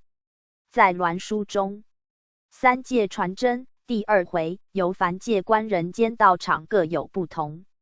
4月26、2023。在鸾书中，三界传真第8回，由天界参观白羊仙班，济公谈邪道之害。5月14、2023。在鸾书中，文章导航。Previous post 三界传真第2回，由凡界观人间道场各有不同。Next post 三界传真第4回，由凡界参观道场三圣修持。三界传真第3回，由凡界早点豆浆及果菜市场有一条评论。Ping back 三界传真目录善书网，留下评论。搜索分类。灵界见闻231，灵性科学343，灵修大师94，珍惜生命23，说明或公告原创2，鸾书1153，轮回转世71，健康与养生117。善言3。因果案例27。奇闻异事4。本人理解或观感原创3。仙佛传记或词训91。近期文章对群而不党解释的更正和说明。中国古代名言精选有本人注释。楹联大成精选。格言联璧精选补充了一处非常重要的注释。万物皆有灵，让人惊奇的巴克斯特试验分类列表。还有更多书籍、文章有待发布或有待整理到下方。本人理解或观感原创2。提醒：华佗仙翁秘方要用地方时。善书网新分类中的原创文章预告。仙佛传记或词训1。太乙金仙轮回录2011年者。灵界见闻9。新东方长乐世界净土游记。昊天玉皇新精确游记。新太清圣境游记。通灵日记，看见真相的男孩。袁弘道：我没想到极乐世界快乐到这种程度。西方极乐世界游记。香港狮子姐姐系列。宇宙星球史威登堡。天堂宇的宇史威登堡。鸾书42。仙佛事宜灵身觉魂篇2016。祭佛观众生香2021。昊天子寿灵修院游记2020。现世报律例补序核定本2016。南屏山游记2016。琉璃光药师王佛之净土游记2014。新头山游记2012。天医院游记2011。因果启示录2011。触道沉沦录2011。灵与现真2010。无极天游记2010。观音净土游记2009。宫阙洞府联集2009。赏善经篇2007。写乌池游记2007。东天游记2007。五百罗汉宫2006。修行正道实录2006。穿梭阴阳界2006。南天游记2005。河阳关游记2004。仙界游踪2003。弥勒净土游记1997。三界采证灵修1992。因果并向析论与印证1988。紫阳关游记1988。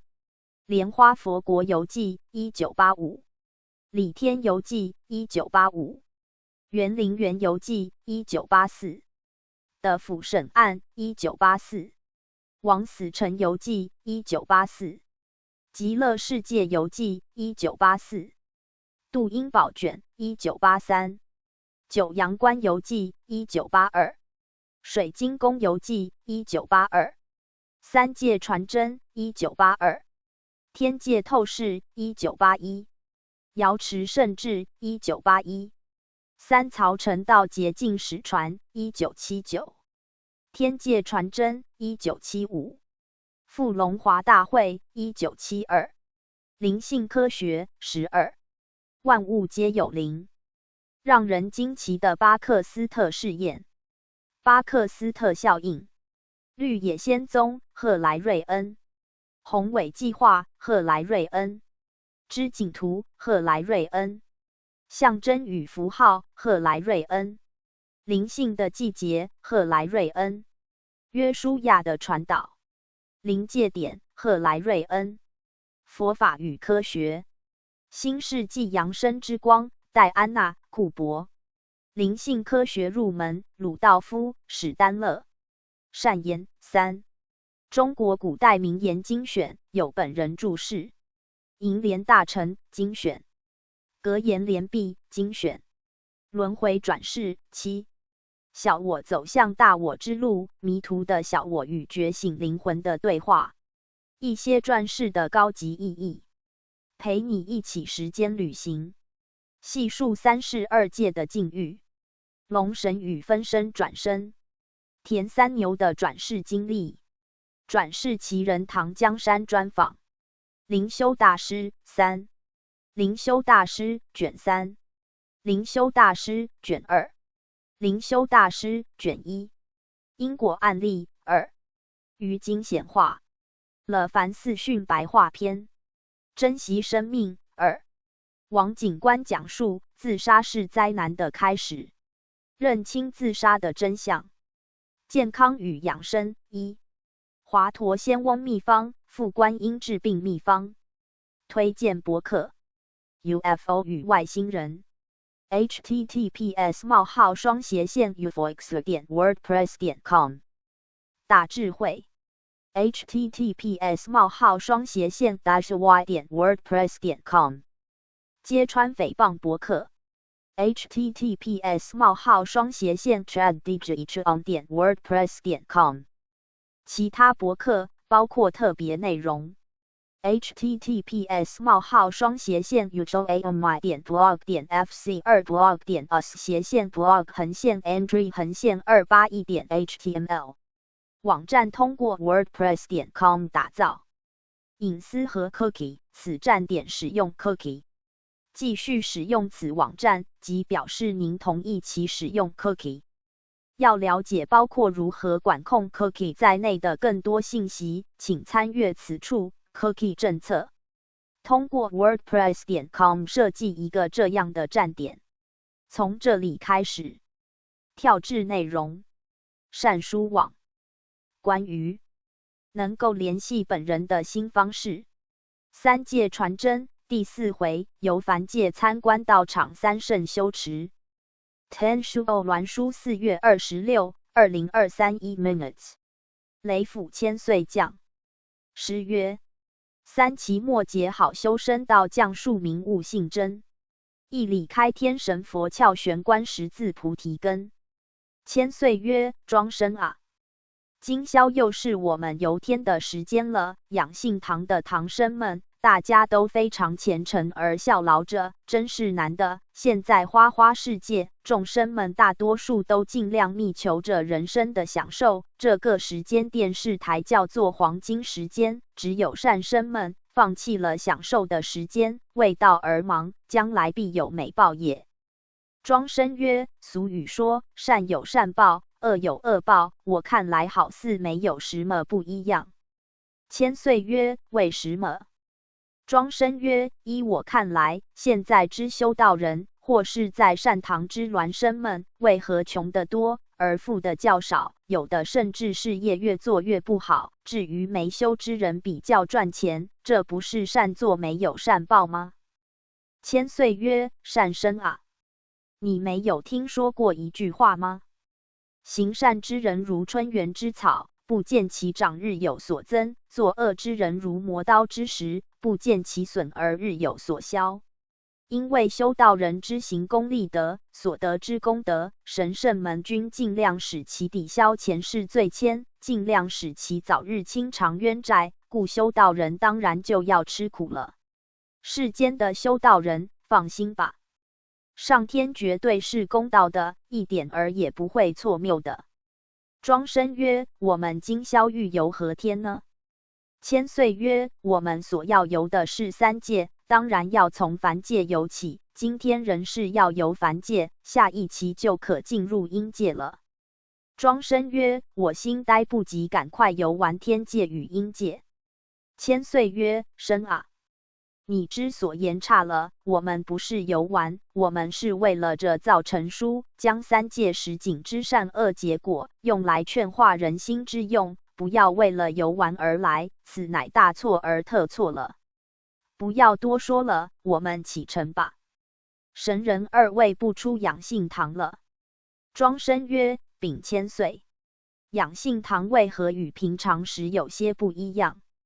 千岁曰：平常你所看之养性堂，乃凡眼所见，一切凡景凡色；今乃以神眼所见，养性堂有善光，甚至有的堂生亦有善光可见。因为你的灵已经脱了凡体，故能见到善光，故不一样。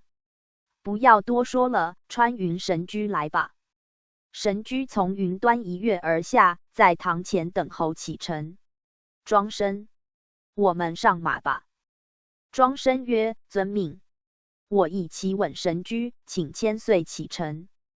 千岁曰：神驹照我心意往目的地吧。神驹一跃，似足离的腾空而飞行，秋夜清风拂面，凉爽极了。庄生啊，我们来唱歌好吗？庄生曰：好极了，我从来没有听过神圣唱歌，今天真是耳朵有福了。千岁曰：谁说耳朵有福？庄生曰：是我说的。千岁曰：你是谁？庄生曰：我是庄生其在。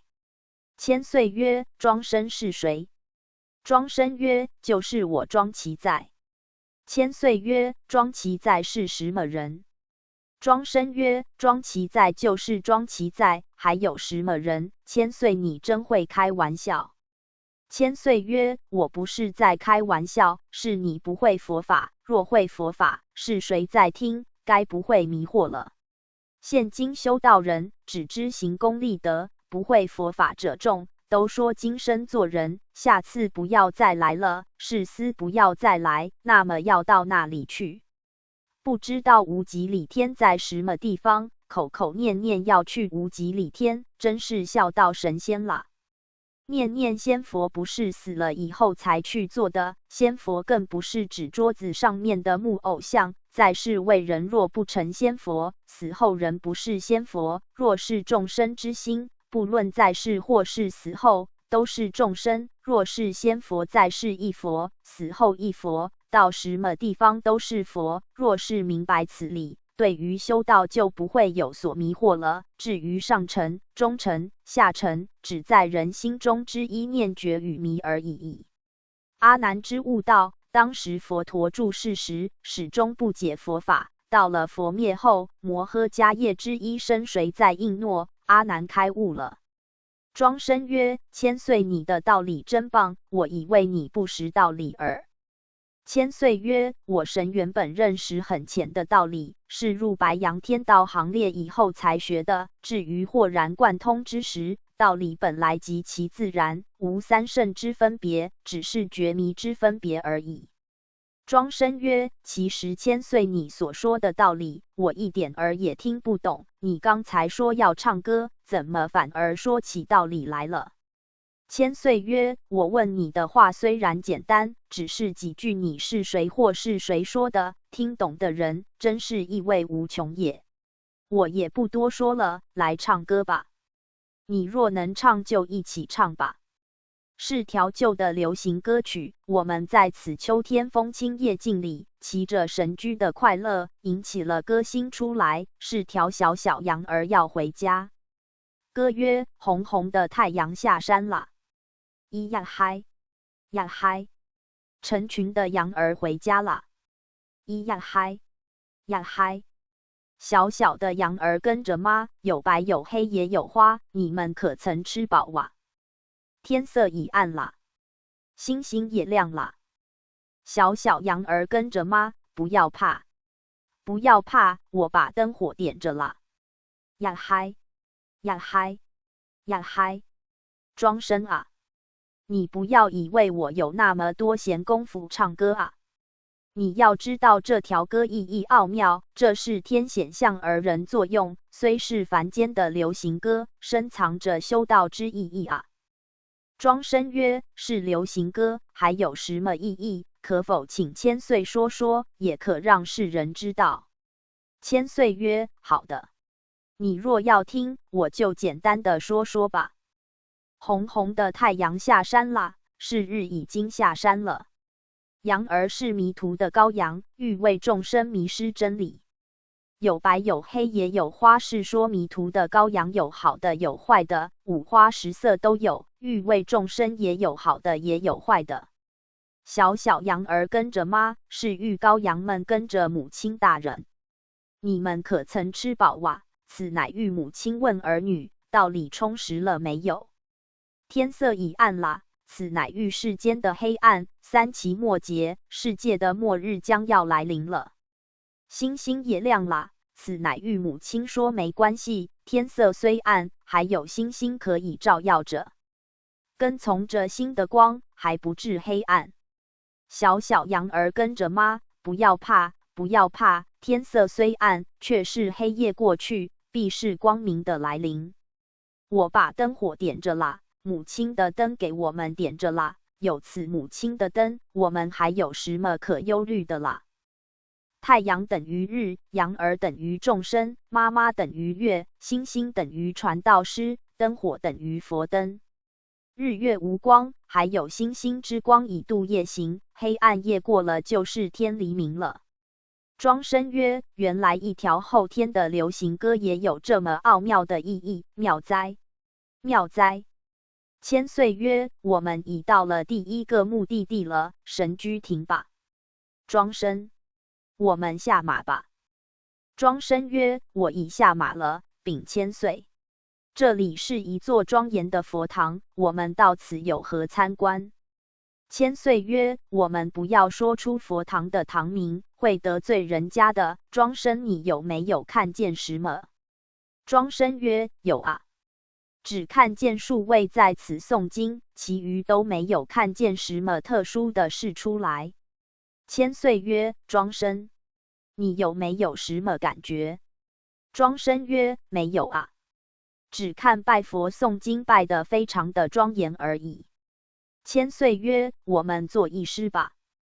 诗曰：诵经念唱庄严声钟鼓打敲一起鸣，不怕佛陀笑破腹真全不悟怎超生。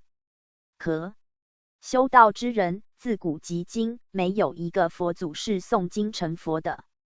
庄生曰：诵经不成佛，为何有那么多人要诵经？千岁曰：诵经是下乘之法，你没有听过人问一句话吗？诵经不如讲经，讲经不如实行。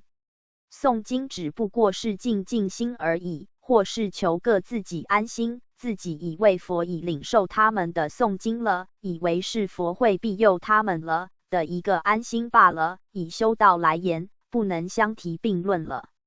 庄生曰：诵经是下乘之法，那么如何做才算上乘之法？千岁曰：不必多说了，我携你再往他处看看，你就可以明了的。我们上马吧。二人上了马，神驹再往他处吧。神驹听令通心，一跃而上云端，一跃而下，又到另一处佛堂了。下了神驹，入佛堂了。此佛堂金光四射，是白羊佛堂。讲师正在讲道，修道人正听得入神。千岁庄生二位持佛令，自由自在进入佛堂，与护堂神互相敬礼以后，坐在堂中。庄生一听得入神了。讲师正在讲着易经深奥道理。庄生曰：这才是真正上乘的道理，如此义理，世上能解者几希？千岁曰：庄生，你错了，你们是人的通病，就是凡是能讲深奥道理的，就是上乘，是大错特错。若是这样脑检好的有学问的，皆可以成道了。你们是人要知道，道理是没有深浅的，是心之关系而已。若能人心通天理，名为最上乘。故佛之道理，本无上中下乘之分，是世人不觉悟而自迷也。修道人学义理并非不可，亦并非需要，因为佛与圣人早就将易经卦理统统简而明之画在四书，画在各种经书上了，不必再从八卦甚至64卦去摸索了。简单的经书，容易明了的大学中庸，弃之不研究，反而要去研究易经卦理，真是庸人自扰，自找麻烦。方才所说上乘之修道，非研究人家看不懂的经书，讲师讲起来，听众听了似懂非懂的，他们听了过瘾极了，这都是修道的通病。修道人该要从自心上去觅真理，一丝不挂的去体会，至于贯通了，循理去做而不执，是名为最上乘道理了。今宵我们所听的皆不可说是上乘道理，该可云是中乘吧。你若要听上乘的，待会儿我会带你去的。庄生曰：今宵闻千岁之言，方知上乘中乘下乘之分，真是感谢千岁。余生真是想不到千岁会有这么好的理论，真是与佛无异。千岁曰：你们人生短短几十春秋，都能研究出那么奥妙的真理，难道无神几千年的道行也不会研究吗？你没有听过下下人有上上之，上上人没有一之这句话吗？而且无神意已得到了。不要再延迟时刻了，我们向护堂神辞驾，再由他处吧。二人不出佛堂，同其神居而去了。神居一跃一下又到了另一个地方了，这里亦是座庄严佛堂。千岁曰：我们时间的关系，不要进去了。我伸出五指，你可从我的手指间看过去，就可透视堂内一切，你详细的观之。庄生曰：他们不是在坐禅吗？千岁曰：是的，是坐禅。修道坐禅若能成道，佛与圣人就不必留有经典了。此坐禅更是下乘之法。六祖曰：生来坐不卧，一具臭骨头，何谓立功课？不要看了，因时间关系再往他处吧。神人二位同其神居，一跃而到别的地方了。庄生曰：这里是商展的夜市场吗？千岁曰：是商展的夜市场。庄生啊，我们下马，让神居在一边等着，我们逛逛商展市场吧。庄生曰：遵命。千岁曰：庄生啊，你看看这么多的摊贩，忙着做生意赚钱，你感想如何？庄生曰：太好了，这是中国人的美德。披星戴月，沐雨栉风，不辞辛劳。千岁曰：话虽这么说，虽是美德，却是人生对于有利可图之事业，连牺牲了生命都不怕，真是难的。他们不知为谁辛苦，为谁忙。换句话说，对于修道之心，若能比美摊贩们做生意之精神，实在成道有余。不多说了，我们沿此街逛逛吧。你也详细的看看吧。庄生曰：请问千岁指示，我看见前面那位摊贩与那位购买者的关系，不知千岁有无看见？千岁曰：当然看见，那位购买者是修道者，他买一件衣服100元，拿500元一张的钞票给那位摊贩，摊贩误看为1000元的，再找给购买者900元。购买者接钱以后，数一数以后发现找错钱，多找500元，就退还500元给生意人。生意人说：你真的很有良心，不然我今天忙一天的生意全要泡汤了。购买者说：这不是良心，这是应该还给你的，因为钱是你的，我没有理由贪为己有。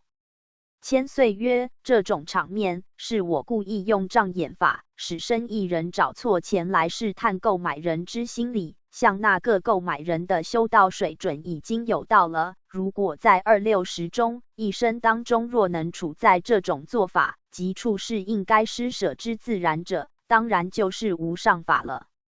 庄生曰：原来修道之真理就是重在实践，能做到与真理相合者谓道。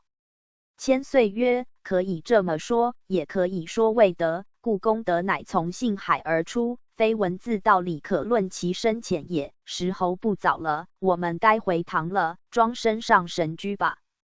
庄生曰：遵命。神人二位上了神居一跃，到了养性堂了。千岁曰：养性堂已到了，下马吧。庄生魂魄投体，分享到 X Facebook 正在加载。相关三界传真第一回，由凡界千岁谈身心，庄生具神居。4月14、2023，在鸾书中。三界传真第9回，由天界访问白羊仙班。5月14、2023，在鸾书中。三界传真第3回，由凡界早点豆浆及果菜市场。4月26、2023，在鸾书中。文章导航 Previous Post 三界传真第3回由凡界早点豆浆及果菜市场 Next Post 3界传真。第5回由的御参观第1殿审案。3界传真。第4回由凡界参观道场3圣修持，有一条评论。Pingback 3界传真目录善书网。留下评论。搜索。分类。灵界见闻231，灵性科学343，灵修大师94，珍惜生命23，说明或公告原创2，鸾书1153，轮回转世71，健康与养生117，善言3，因果案例27。奇闻异事4，本人理解或观感原创3，仙佛传记或词讯91，近期文章对群而不党解释的更正和说明。中国古代名言精选有本人注释。楹联大成精选。格言联璧精选补充了一处非常重要的注释。万物皆有灵，让人惊奇的巴克斯特试验。分类列表。还有更多书籍、文章有待发布或有待整理到下方。本人理解或观感原创2。提醒：华佗仙翁秘方要用地方时。善书网新分类中的原创文章预告。仙佛传记或词讯1。太乙金仙轮回录2011年者。灵界见闻9。新东方长乐世界净土游记。昊天玉皇新精确游记。新太清圣境游记。通灵日记，看见真相的男孩。袁弘道：我没想到极乐世界快乐到这种程度。西方极乐世界游记。香港狮子姐姐系列。宇宙星球史威登堡。天堂宇的玉史威登堡。鸾书42。仙佛事宜灵身觉魂篇2016。祭佛观众生香2021。昊天子寿灵修院游记2020。现世报律例补序核定本2016。南屏山游记2016。琉璃光药师王佛之净土游记2014。新头山游记2012。天医院游记2011。因果启示录2011。触道沉沦录2011。灵与现真2010。无极天游记2010。观音净土游记2009。宫阙洞府联集2009。赏善经篇2007。写乌池游记2007。东天游记2007。五百罗汉宫2006。修行正道实录2006。穿梭阴阳界2006。南天游记2005。河阳关游记2004。仙界游踪2003。弥勒净土游记1997。三界采证灵修1992。因果并向析论与印证1988。紫阳关游记1988。莲花佛国游记1985。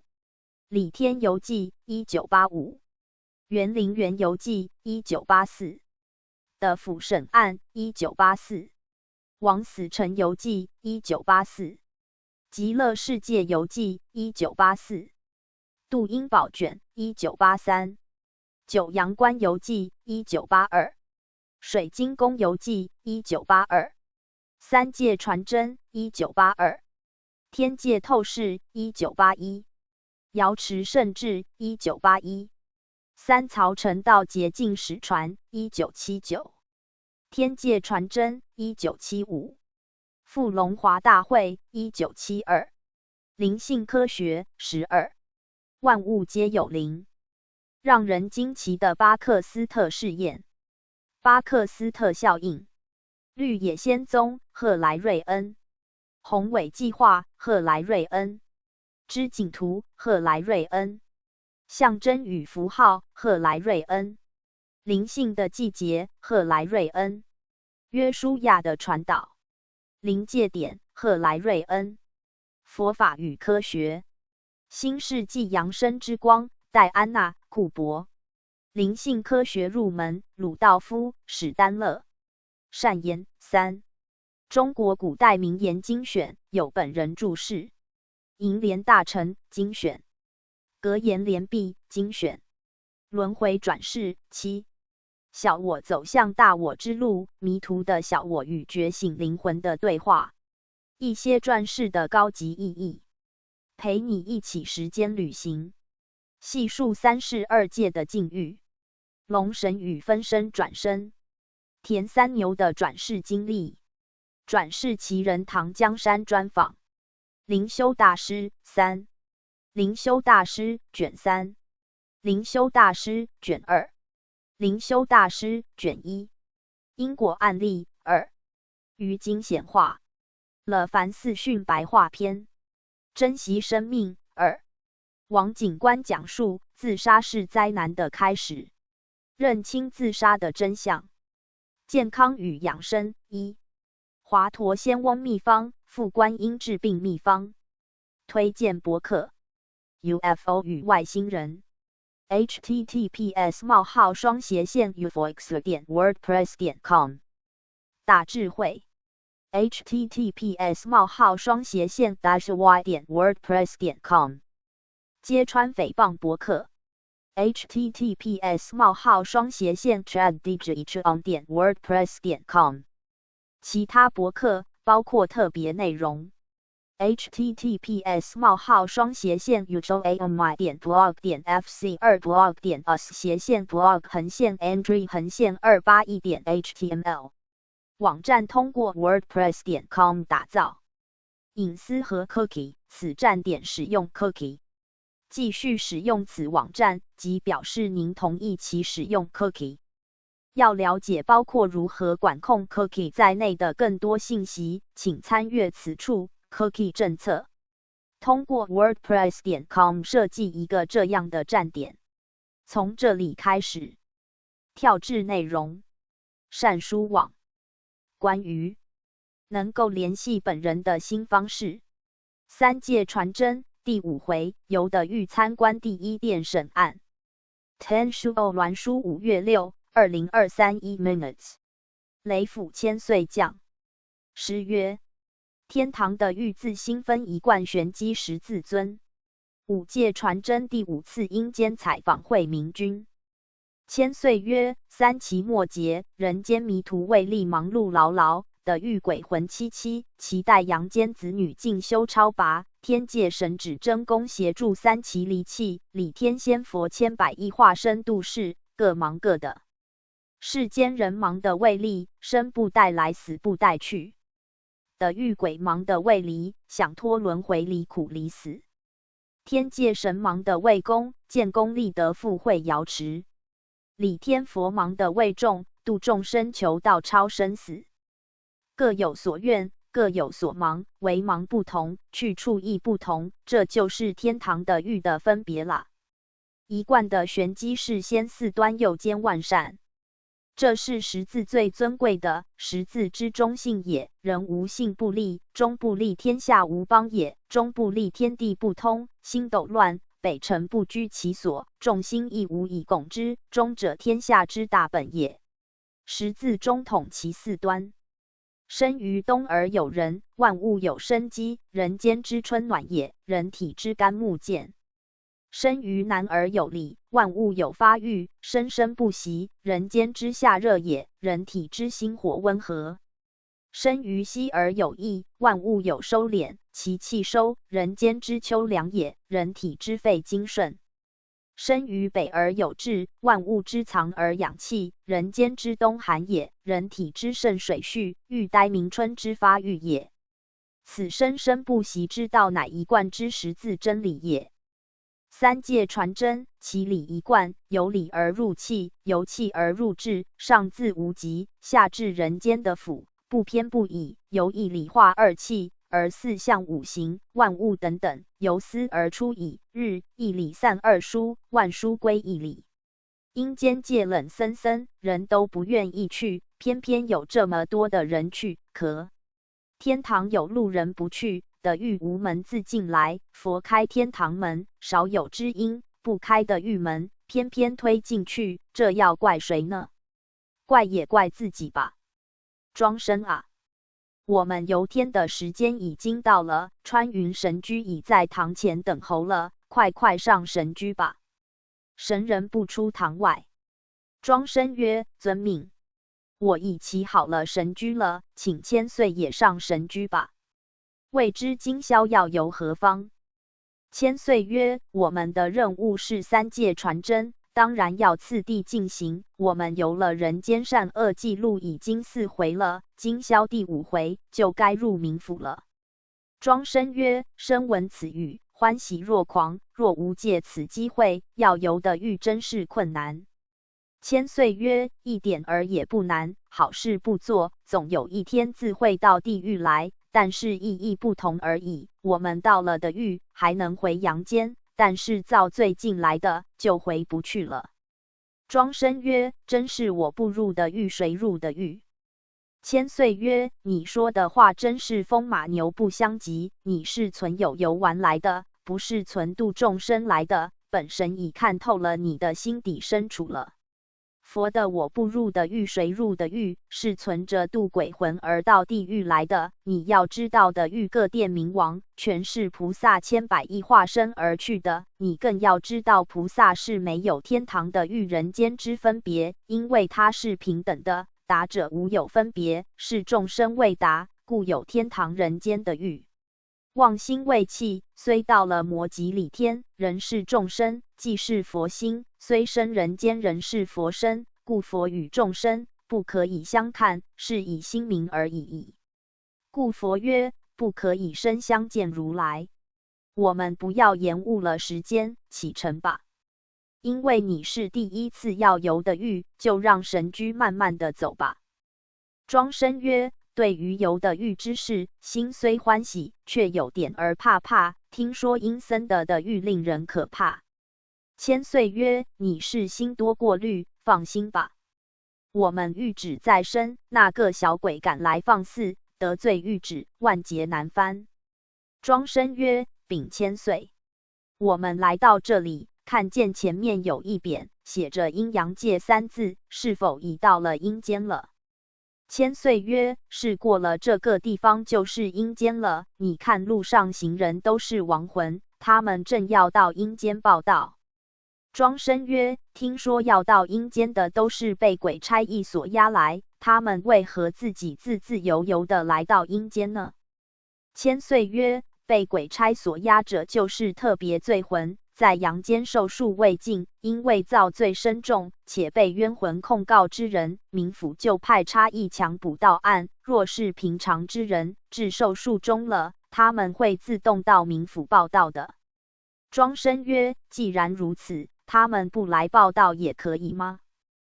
千岁曰：这不可能的。人在出生之时，每个人上天都给他装了一具仪器，这个仪器就是三尸神，永远随身不离，都在监视人的善恶，如录音及录影机一样的统统摄入其中。至于人死了，其三尸神的仪器自动出了答案，其善不足者如电脑一样导其人之魂到了阴间报道，所以其魂想去别的地方也去不成的。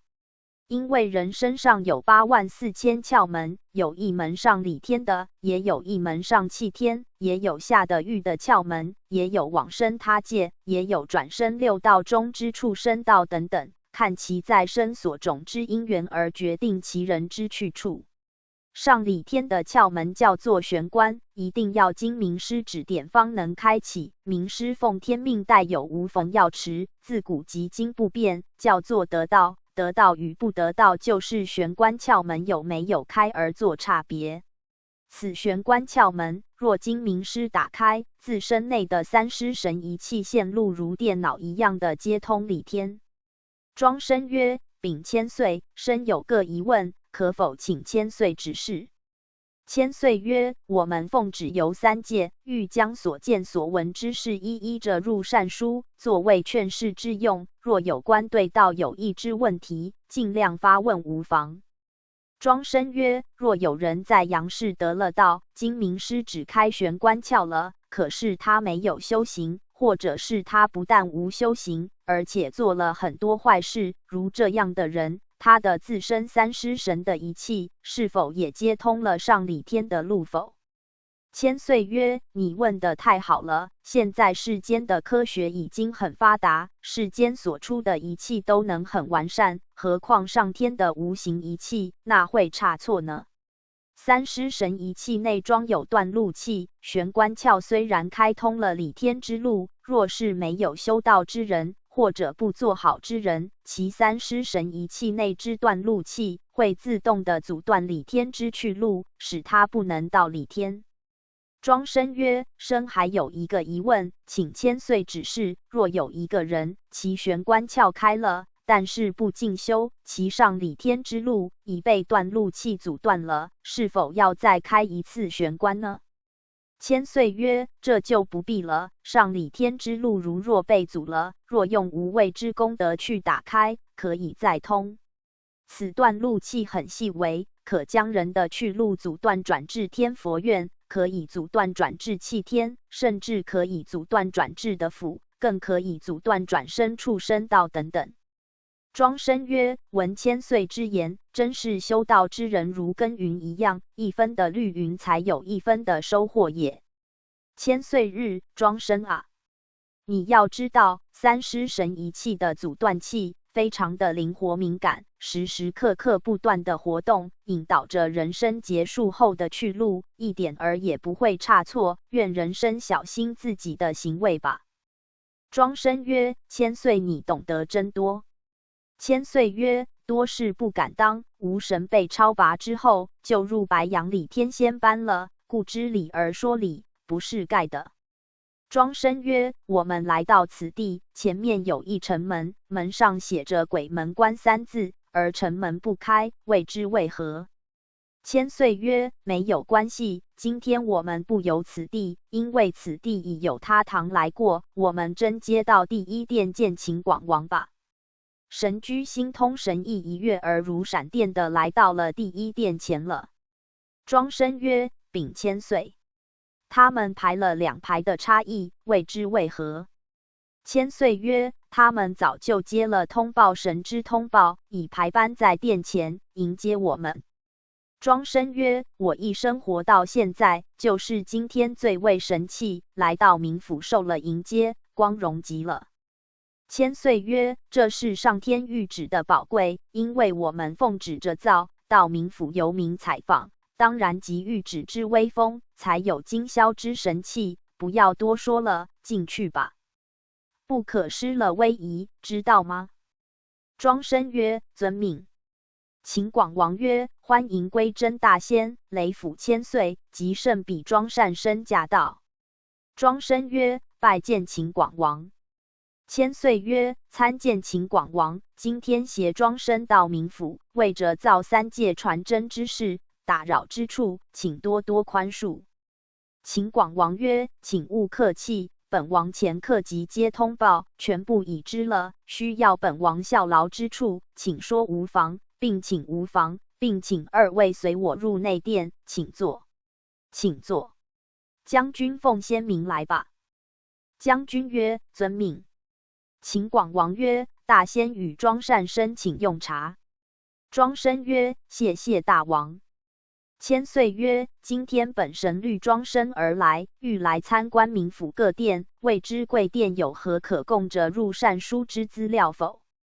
秦广王曰：二位来此为善书三界传真，本王就升堂问案，让你们参观，以资警惕世人。左右差役、牛马将军、文武判官排班升堂。众差役曰：遵命。秦广王曰：将提审违规修道子王玲玲案前候审。差役曰：已将犯魂押在案前，请主公定夺。秦广王曰：开锁放家。差役曰：遵命。禀主公，开锁放家已毕。秦广王曰：跑下犯浑，是何姓名？家住何方？在世事业，一一说来。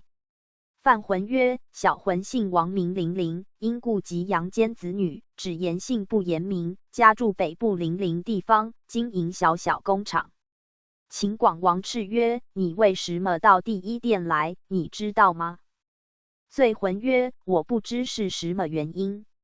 小浑在世有求道，有素食清口，并当了讲师。听说求了道会上天堂，我亦不知道什么无上天堂，反而到的府来，是否天道所说的天堂挂号的府抽丁是假的？王叱曰：大胆罪浑，自己犯错不知承认，反说的府抽丁是假的，你该当何罪？知否？罪浑曰：请明王大慈大悲赦罪，小浑无知，以后不敢再有疑惑了。明王曰：那有以后的事，已经太迟了，就是因为你太过聪明，才到这里来，曾责你成大仙有余了。你在杨氏之时所作罪过，你好好在本王面前一一实招，作为着造之资料，可以减轻你的罪过，否则将你严办，以警示人。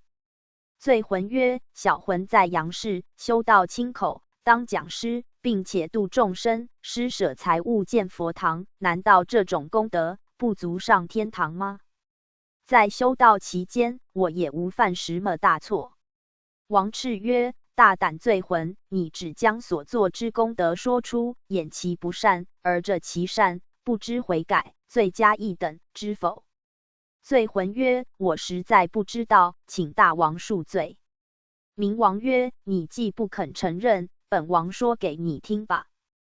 一，你轻视前辈，自作聪明，说前辈是非，以致修道子们轻了天命而退道。二，在道中制造派系，挑拨离间，使修道子失去修道信念而懈怠。三，曲解道理，藐视天命，动摇修道子之心。四，才师疑惑不决，动摇修道子之心，影响修道子之才师。五，说领命者不够资格，动摇修道子之心。六，不宣扬真理，反而宣扬前辈之过失，动摇修道子之心。七，目中无人，不拥护前辈，反而取笑前辈，寻机会使前辈失面子，自谓真理越辩越明。八，勾结修道人，反叛前辈，破坏了修道人之团结心。九，破坏鸾堂助道之书籍，有违天意。十，社会待人接物之关系，是是非非等等。以上之十大罪状，你作何辩解？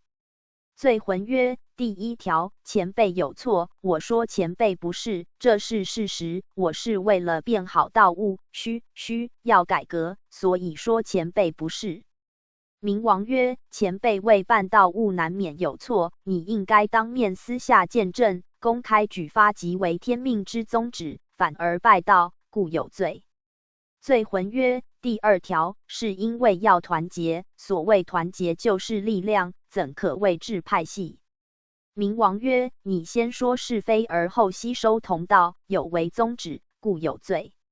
罪浑曰：第三条，曲解道理一事，藐视前辈，因为前辈说错了道理，当然要指正。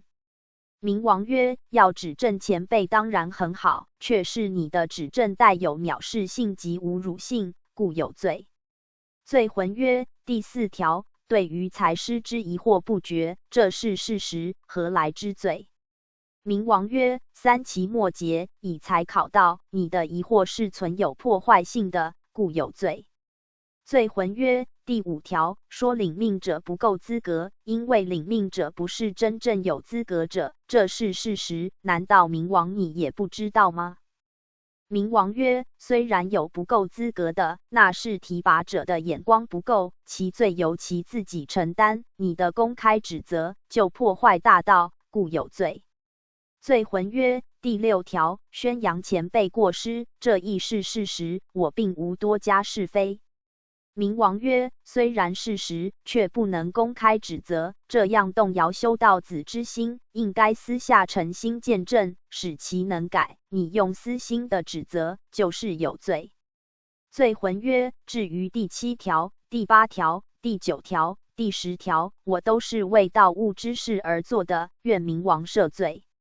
明王曰：你巧辩的能力甚强，你会到地狱来，就是太聪明了。最大的原因就是你不存道心，找到中之缺点，就是罪过。你若用道心，真正的为道，以圆满之智慧来解决道中的缺失，你不但无罪，那功德就大了。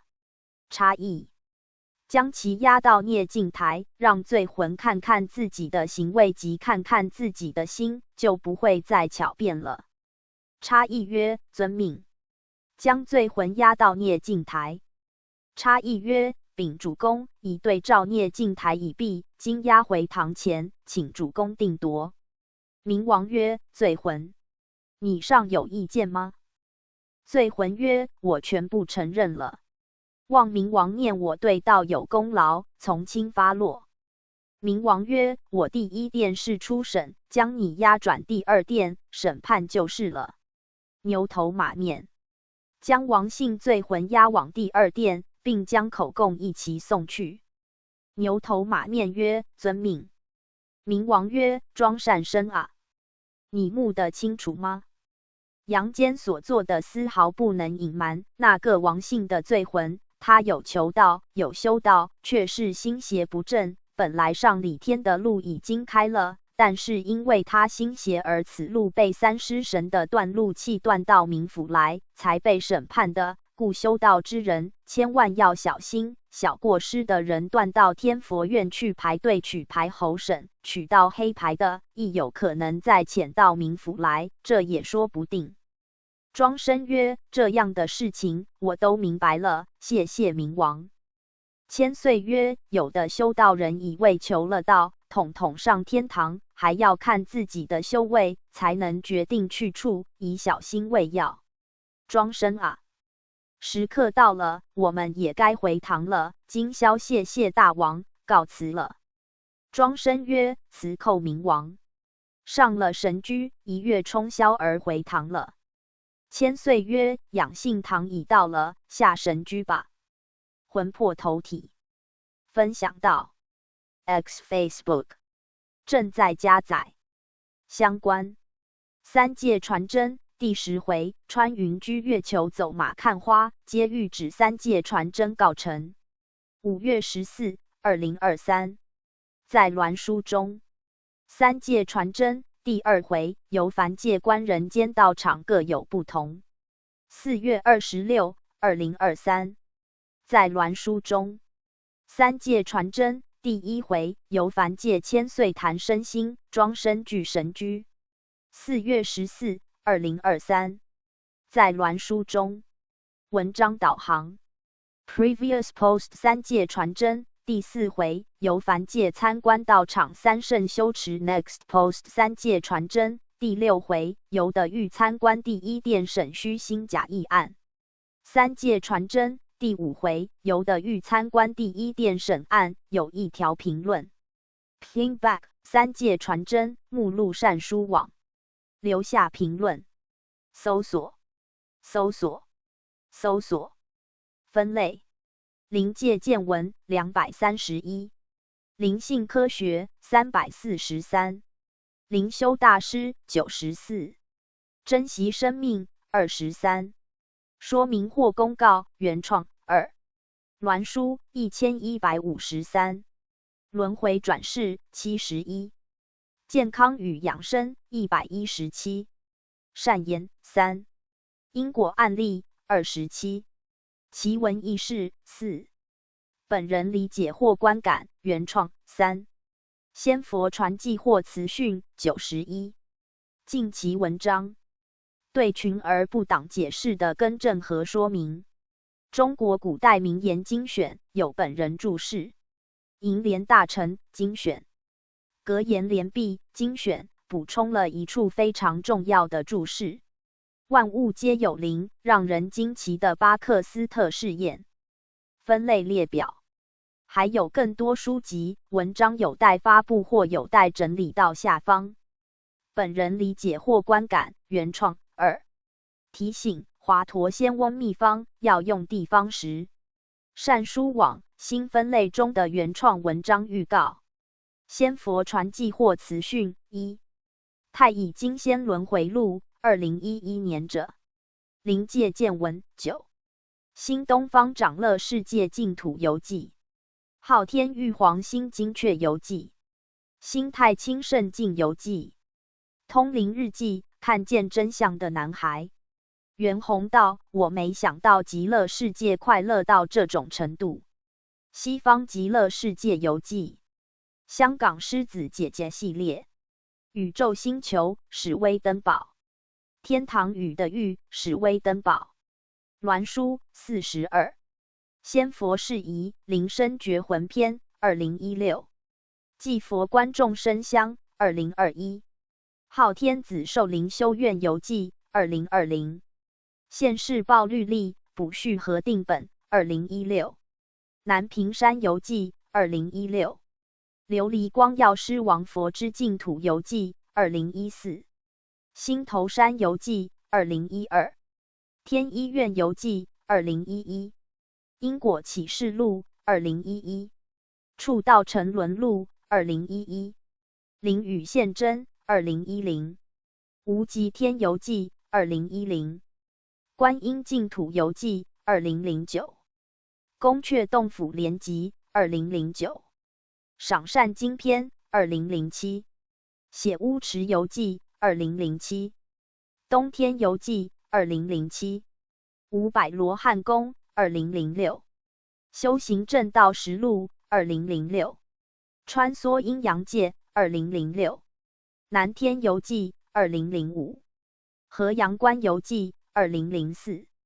仙界游踪2003。弥勒净土游记1997。三界采证灵修1992。因果并向析论与印证1988。紫阳关游记1988。莲花佛国游记1985。礼天游记1985。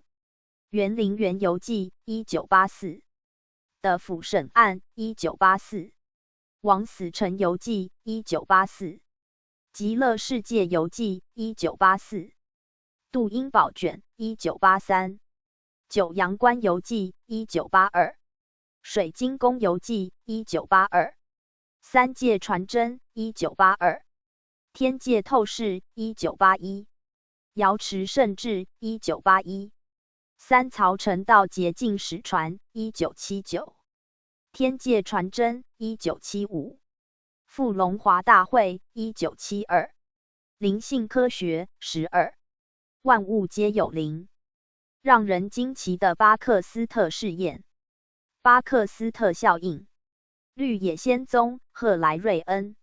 宏伟计划赫莱瑞恩。织锦图赫莱瑞恩。象征与符号赫莱瑞恩。灵性的季节赫莱瑞恩。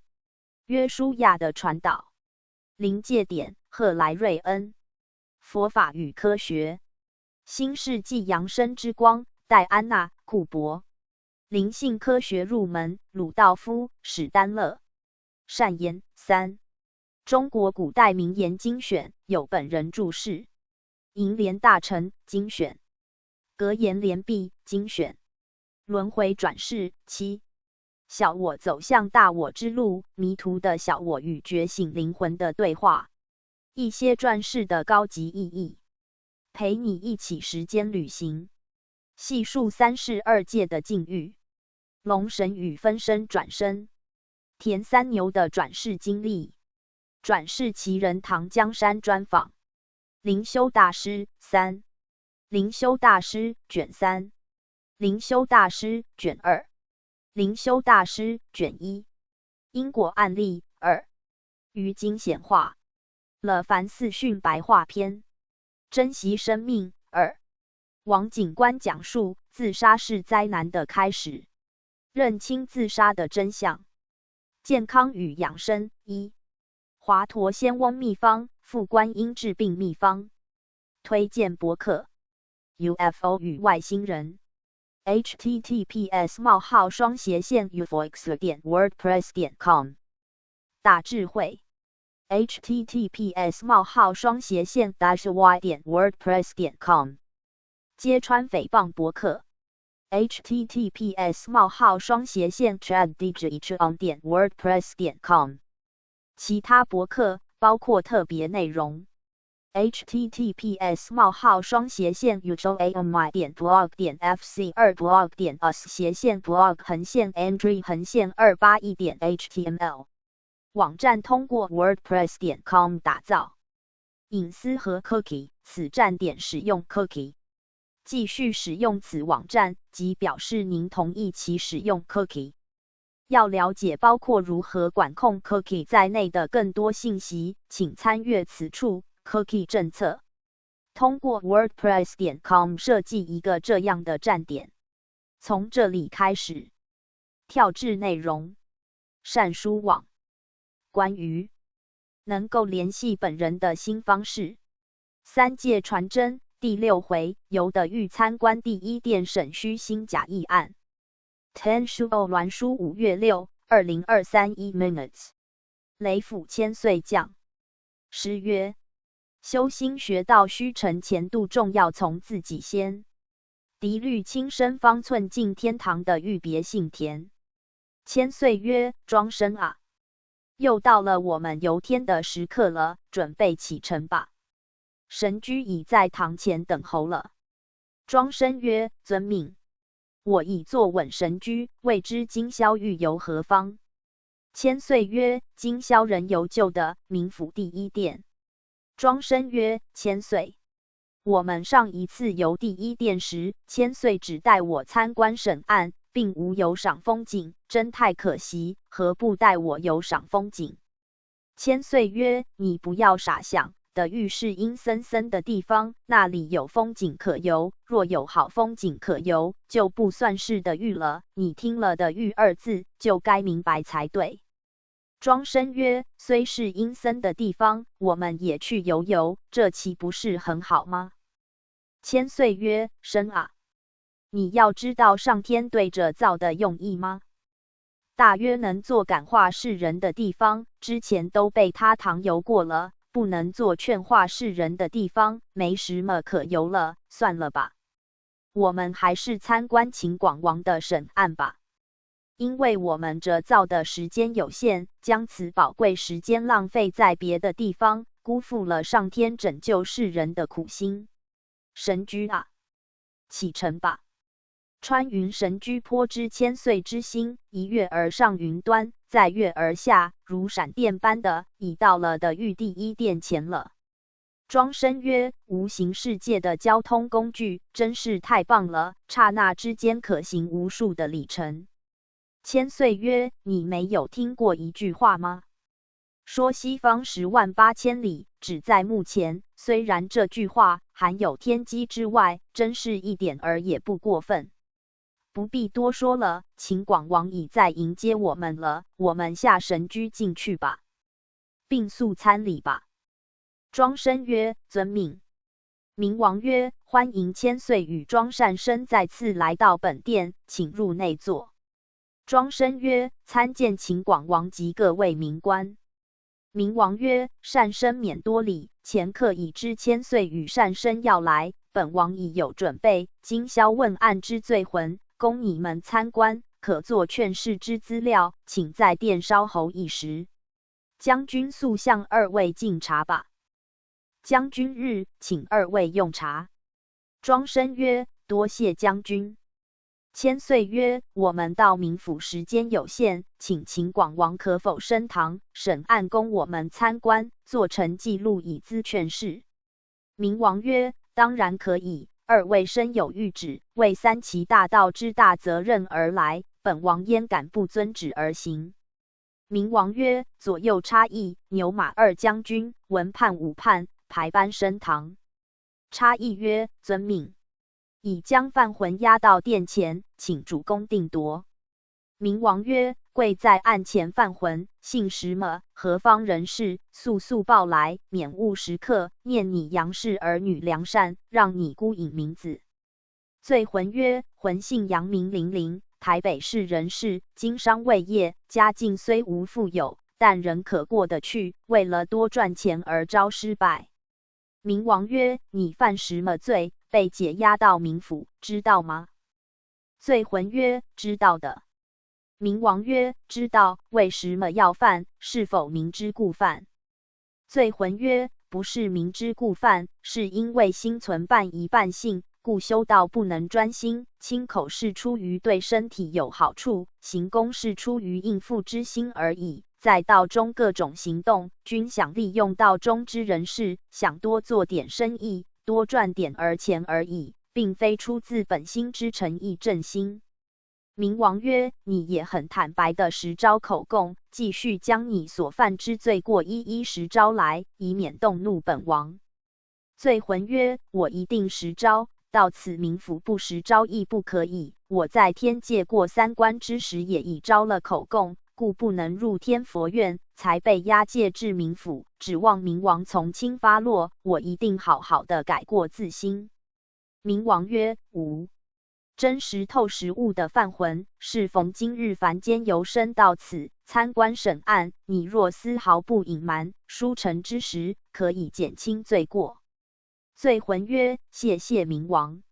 我招口供就是，我于今年夏天别世，在世因有求道，有常听讲师讲道，均半信半疑，一生对于功德费始终不能释疑，且对道之真道或是邪道均存有深重疑问，所以一生之修道过程，从无发过真心，只是利用道亲，周转金钱，或做生意的财，或招互助会而已，全是虚心假意。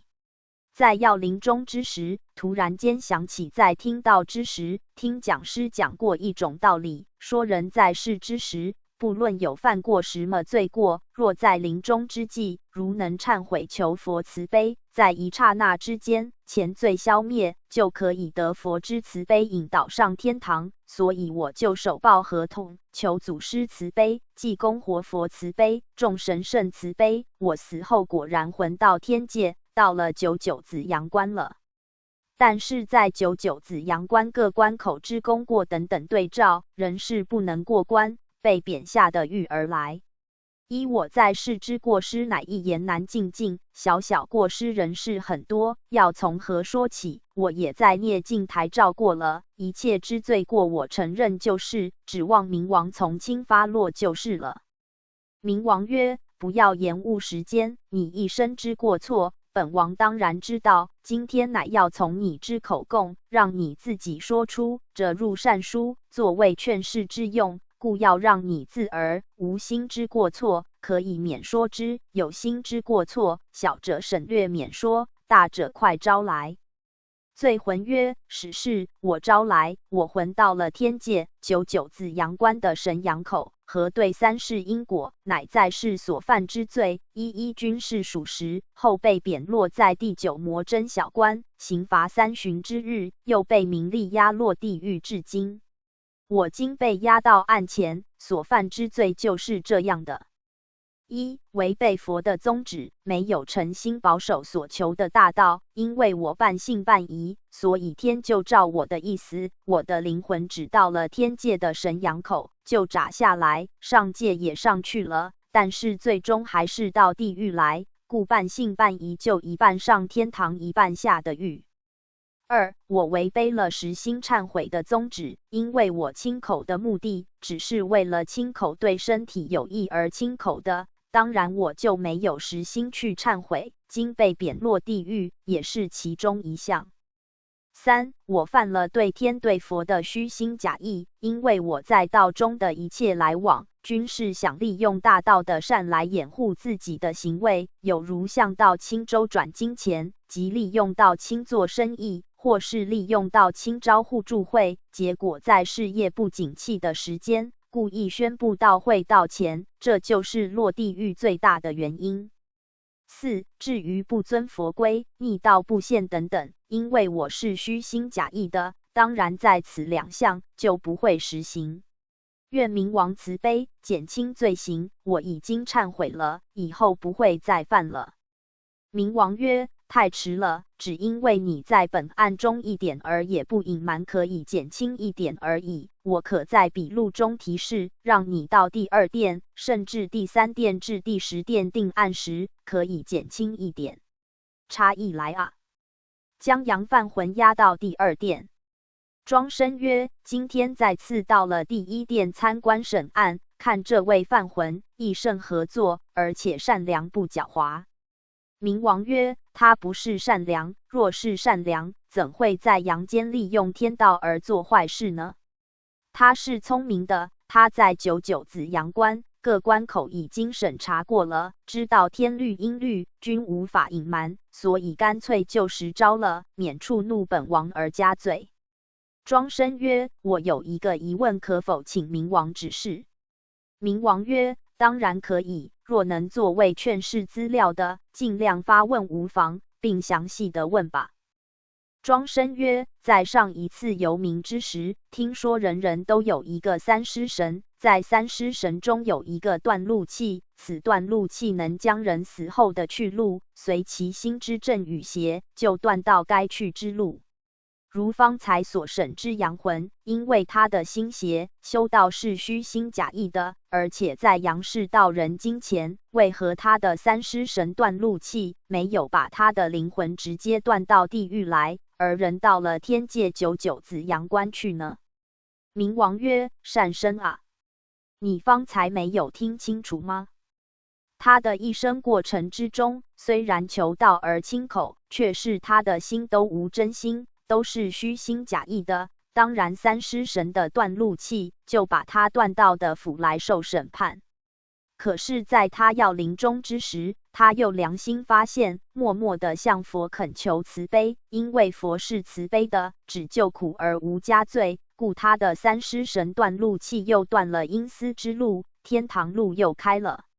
因为天地之间，天律是绝对公平的，不以佛之慈悲就能救他，又似人间罪已犯了，自己人当判官，仍然救不了他，才是公正的判决。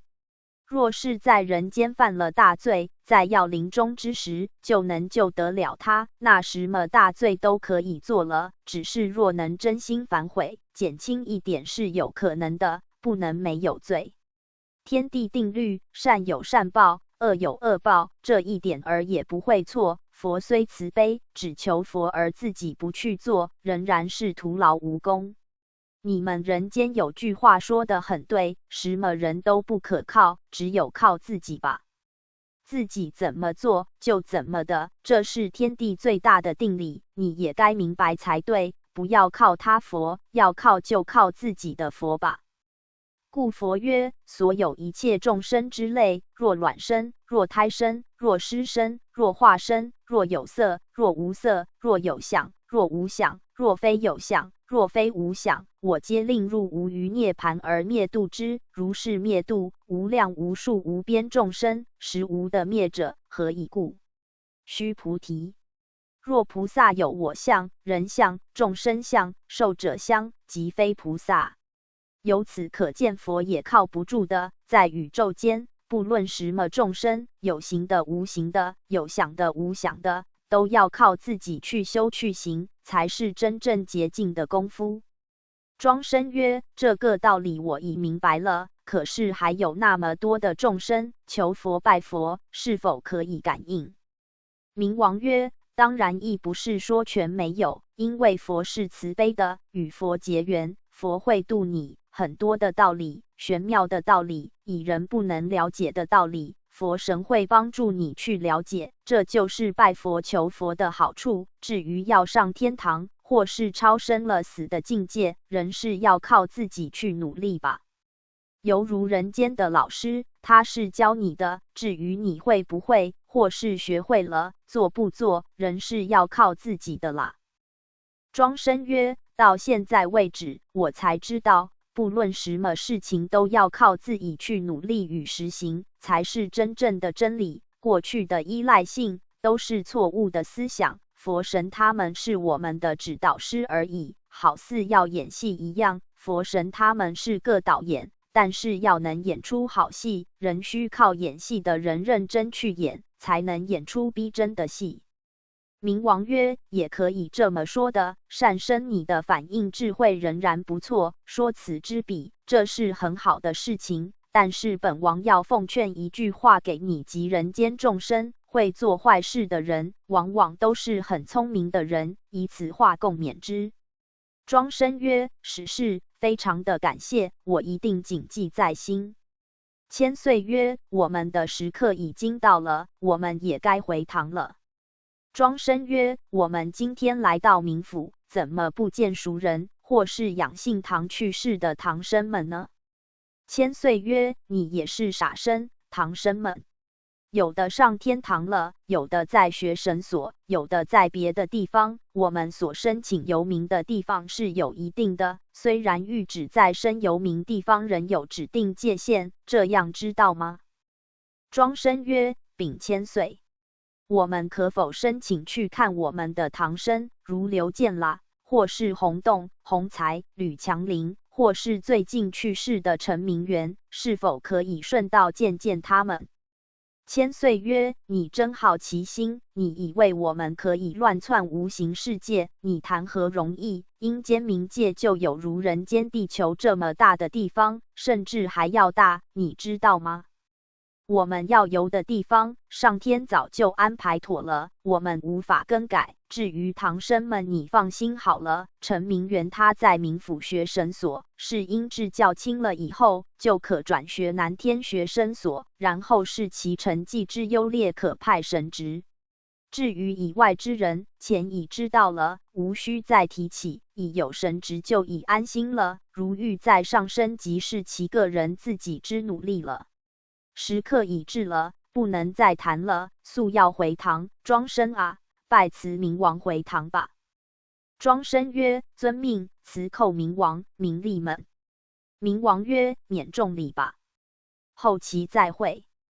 千岁曰：善生啊，上穿云神居吧。神居一跃一下，霎时间回到养性堂了。庄生醒来吧，魂魄投体。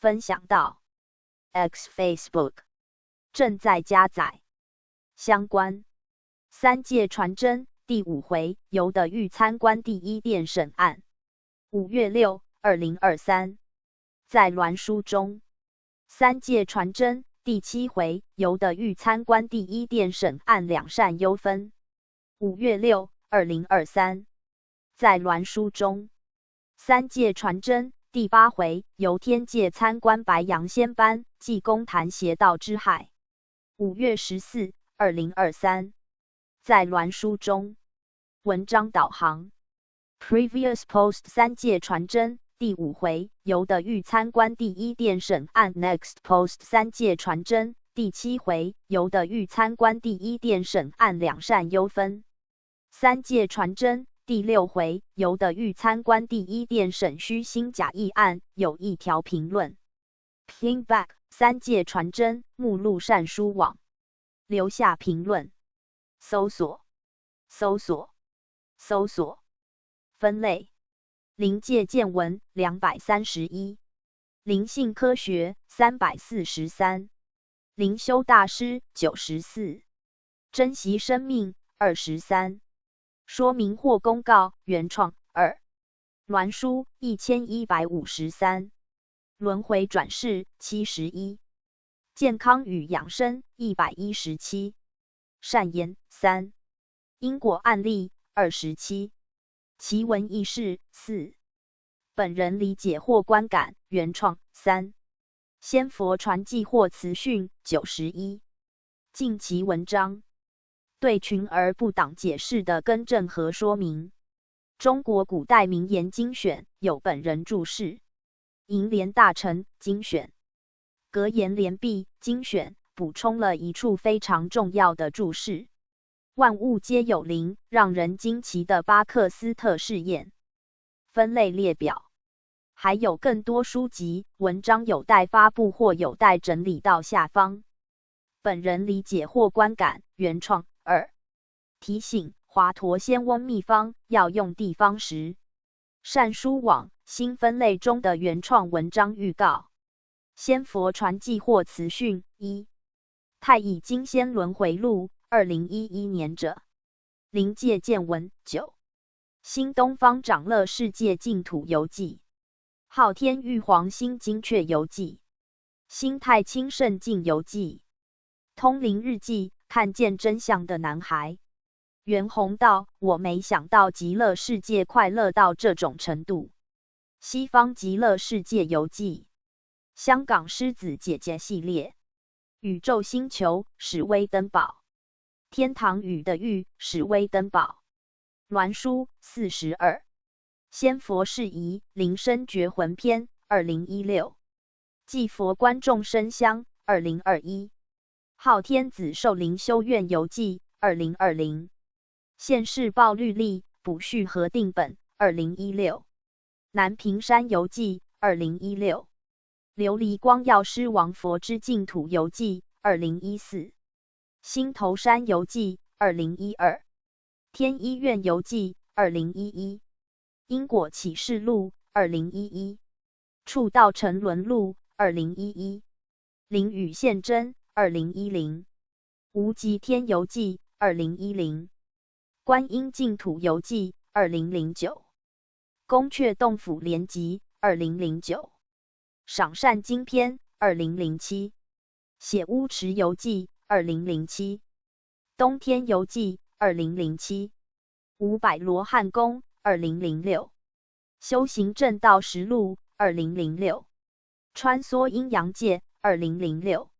南天游记2005。河阳关游记2004。仙界游踪2003。弥勒净土游记1997。三界采证灵修1992。因果并向析论与印证1988。紫阳关游记1988。莲花佛国游记1985。理天游记1985。园林园游记1984。的府审案1984。王死城游记1984。极乐世界游记1984。度阴宝卷1983。九阳关游记1982。水晶宫游记1982。三界传真1982。天界透视1981。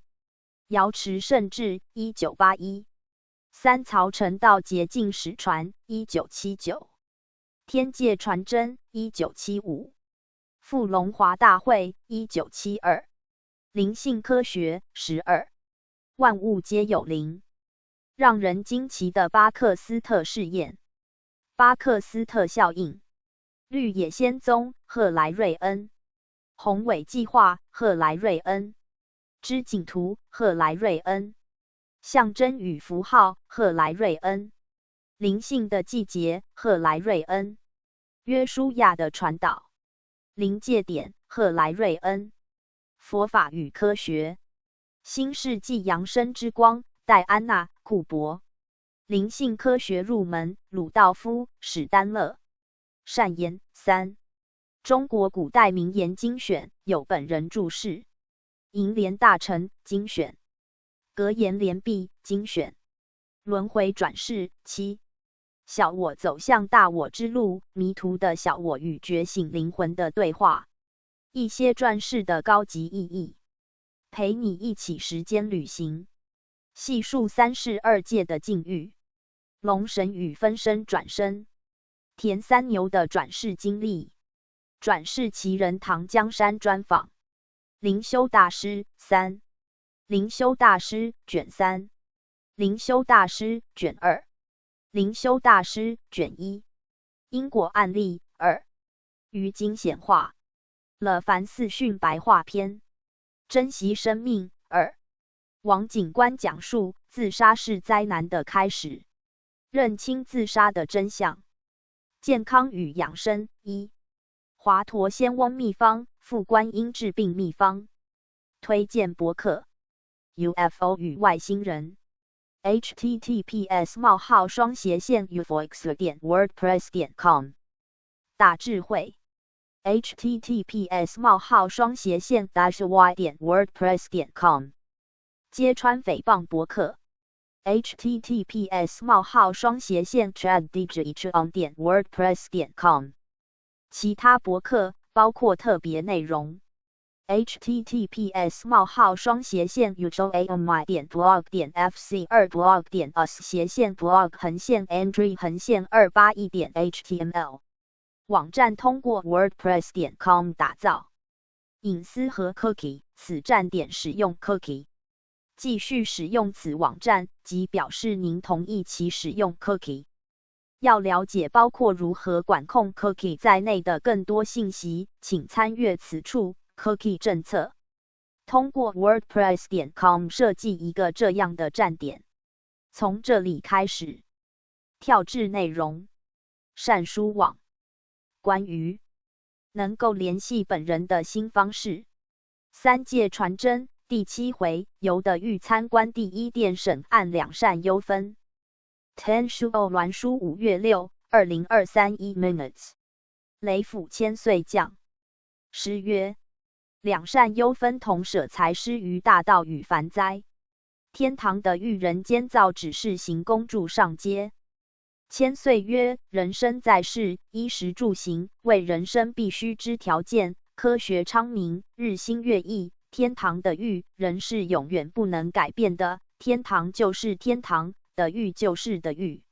宇宙间有形与无形都是息息相关，无形永远都是主宰有形，由似有形之人体，就是依着模型的灵性而行动，无形为体，有形为用，是宇宙间的大原则。老子曰：30服共一毂，当其无有车之用，是指以为器；当其无有器之用，凿户庸以为室；当其无有室之用，故有之以为利，无之以为用。故无乃有之体，无即主宰太极，太极之阴阳，主理五行象极也。人不要以为死就算了，死的问题才大呢。一世的形式，死后大结算，就是天堂的欲的分别。同样的施财，亦有天堂的欲之分别，故曰金钱是天堂的欲的所要。庄生啊！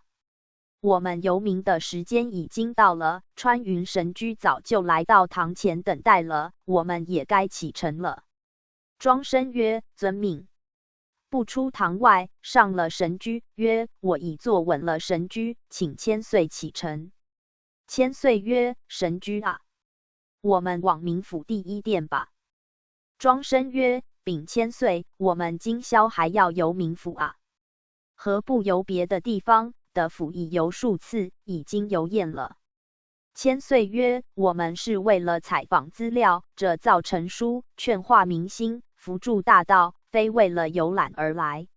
你真是人心之作用，是人修道不成就是人心不能死，专寻趣味与奇巧，如你一样的府只不过来了2次就不想再来。假使佛若如你一样，众生度化2次不成就厌了，那人间众生永无脱苦海之日了。现在的修道人也是一样，大部分的修道士仍然存着人心听道，专用人心之趣味与奇巧来听道，经过一阵子的时间就讨厌了，就说每次都是听那么一些，就是五常八德，那些道理我早就会了。其实那些五常八德，如果真的会了，那也该不必听了，可是只是文字一知道而已，至于真正的做到，你们想一想，世人有几人？这都是人性的弱点，非是天性的光辉。人心若不同天理，让你来助理天，我看不过2、3天也会住厌了。佛是因为心能知足，不是以自己的趣味来做事，而是以众生之苦为自己之苦，众生之乐为自己之乐，故为佛也。庄生曰：这话也是实在的，我怎么样与佛相比较呢？千岁曰：虽不能比较，但是你没听过吗？圣何人也？与何人也？有位者亦若是。公兜子问于孟子曰：君是人也，或谓大人，或谓小人，何也？孟子对曰：从其大体为大人，从其小体为小人。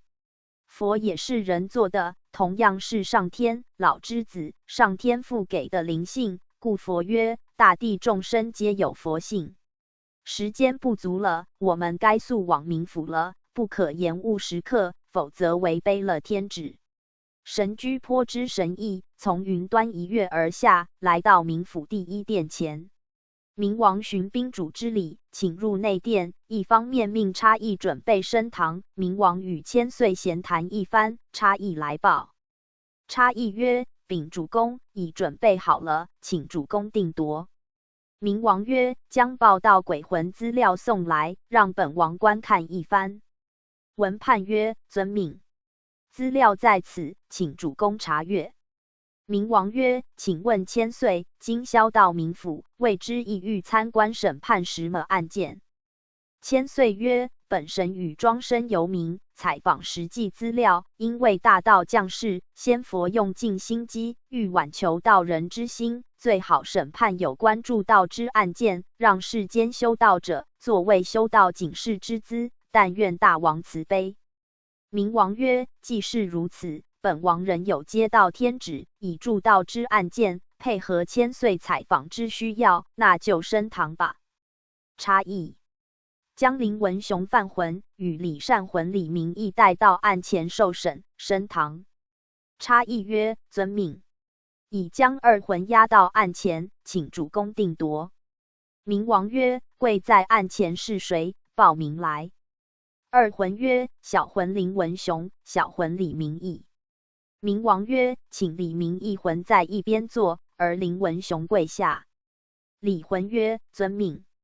冥王曰：跪下犯魂，速将你在阳世之住址及事业所犯罪过，自己实招来。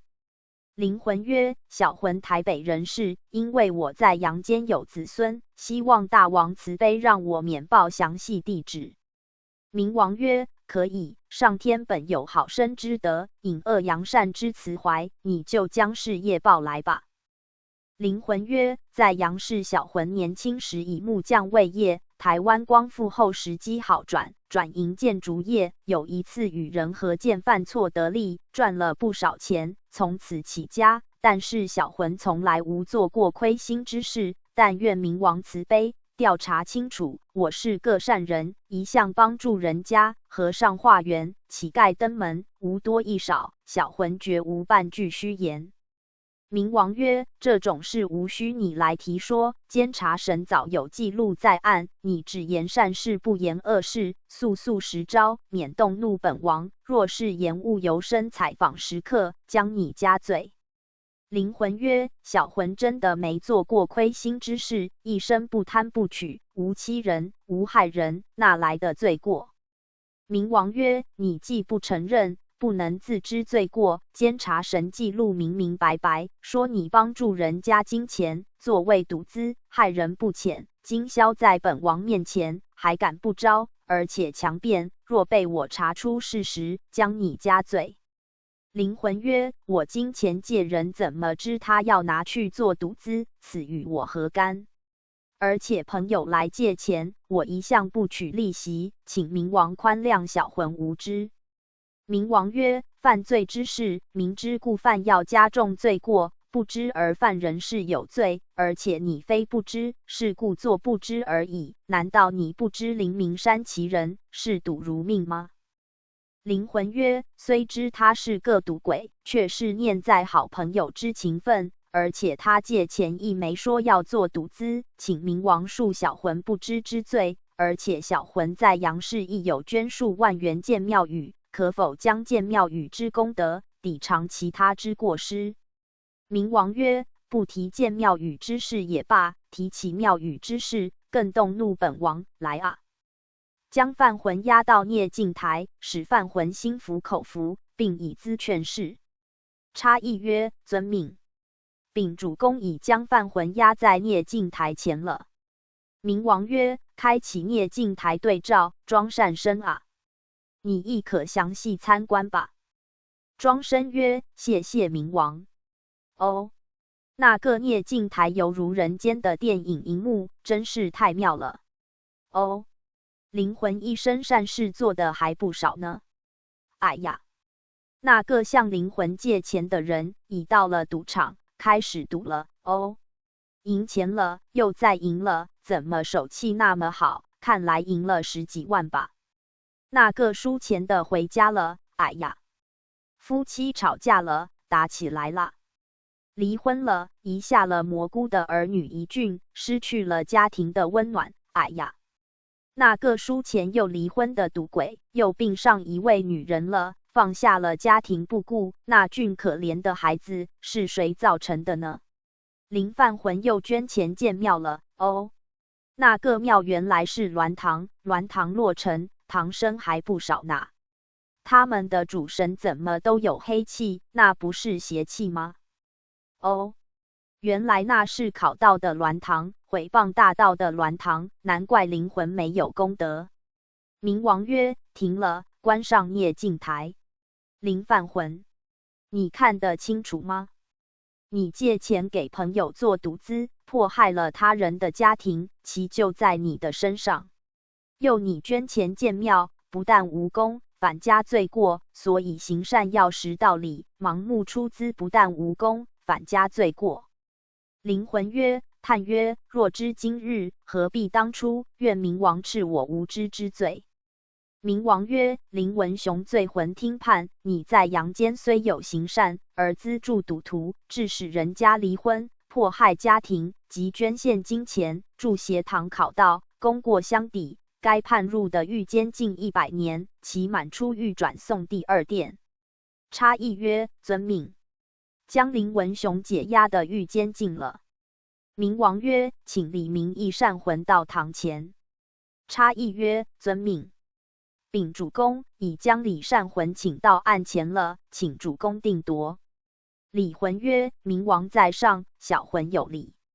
冥王曰：李善魂，请起，不必下跪，请坐。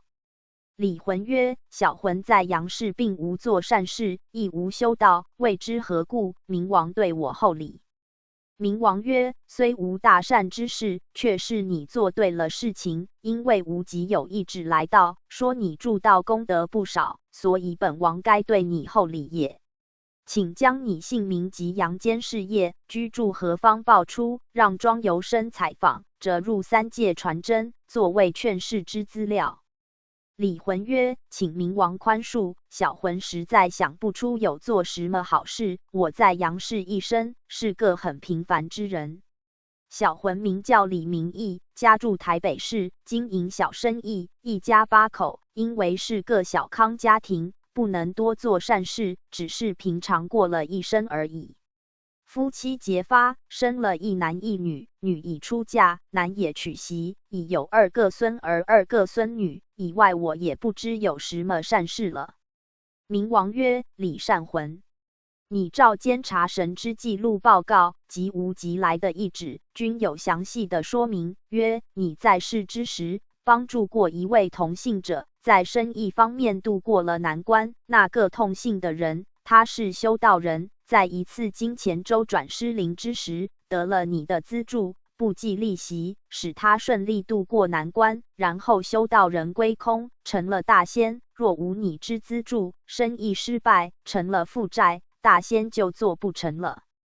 他成了大仙之功劳，就是你帮助的功劳。由白羊天然古佛之奏无极，准许李善魂上天堂，未知李善魂如何？李魂曰：闻言时不敢受禄。冥王曰：无妨之事，本王今有2条，任你选择1条。第一，让你上天堂做气天神，然后安排修道人之儿子以超拔气天神之力，超入白羊天盘。第二，转生人间富贵之修道家庭。李魂曰：若真如此，就愿天堂做神，然后受超拔之，感谢冥王也。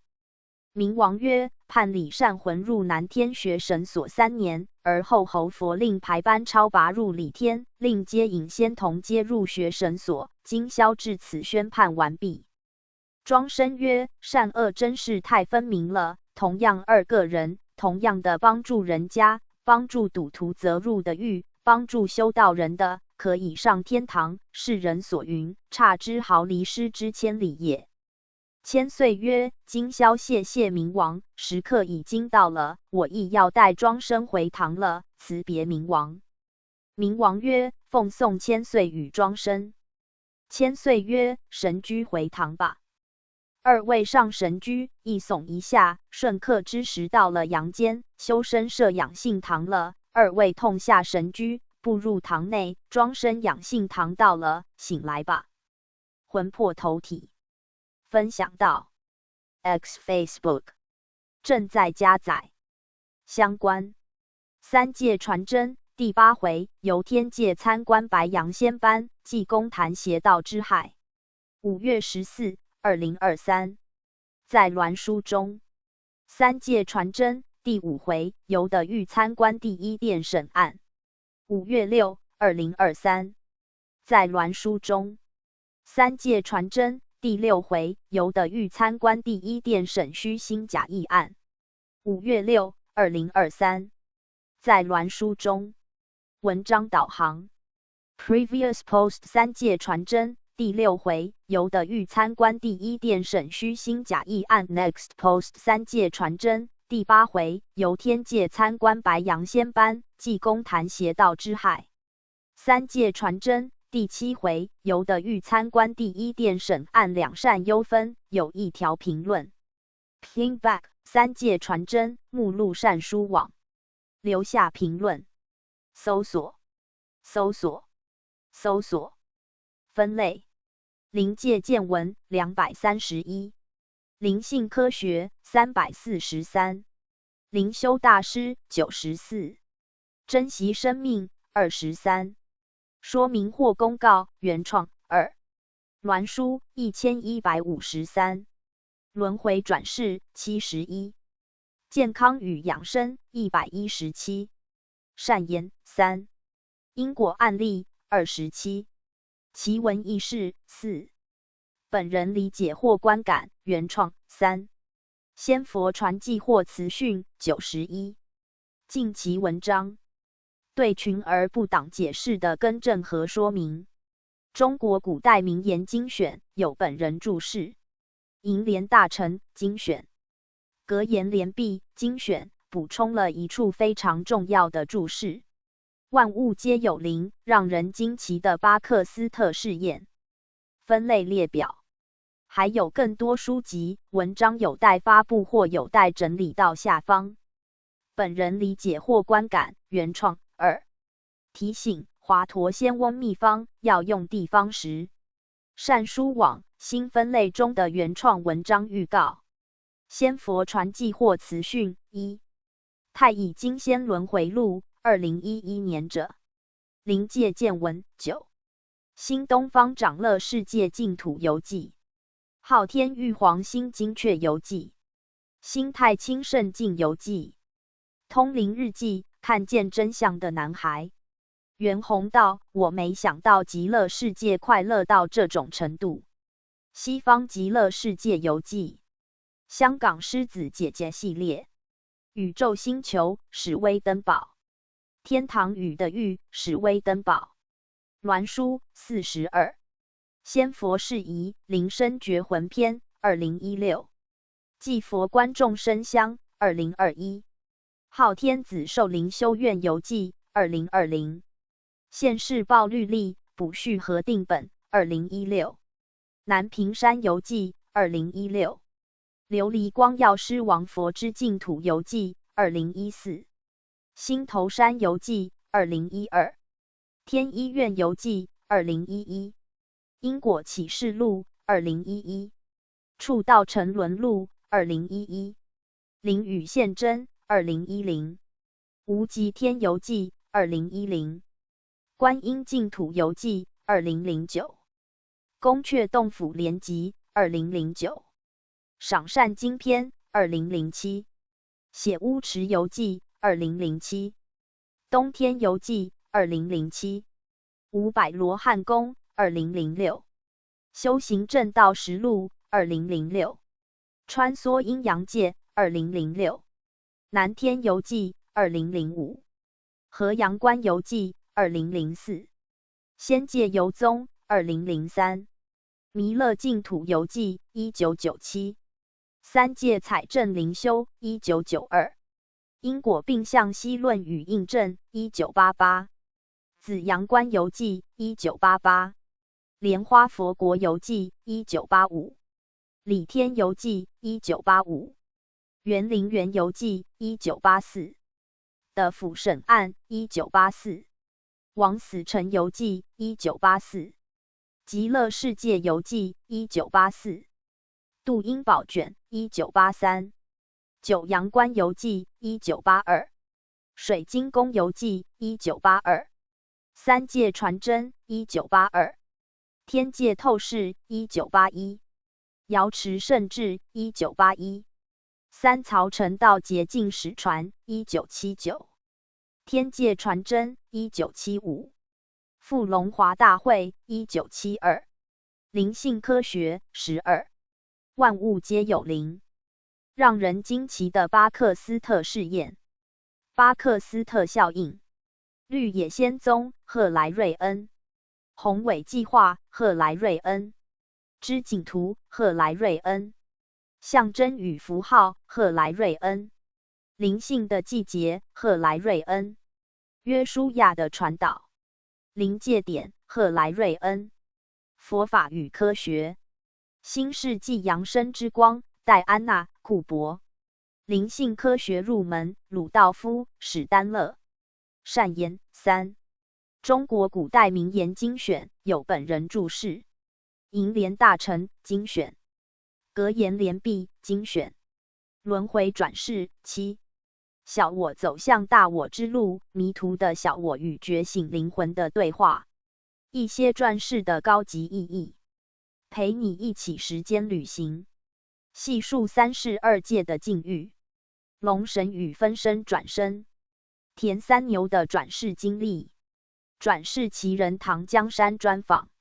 灵修大师3，灵修大师卷3，灵修大师卷2，灵修大师卷1，因果案例2，于经显化了凡四训白话篇，珍惜生命2，王警官讲述自杀是灾难的开始，认清自杀的真相，健康与养生1，华佗仙翁秘方副观音治病秘方，推荐博客 UFO 与外星人https://ufox.wordpress.com 大智慧 https://y.wordpress.com 揭穿诽谤博客 https://chaddigitron.wordpress.com 其他博客包括特别内容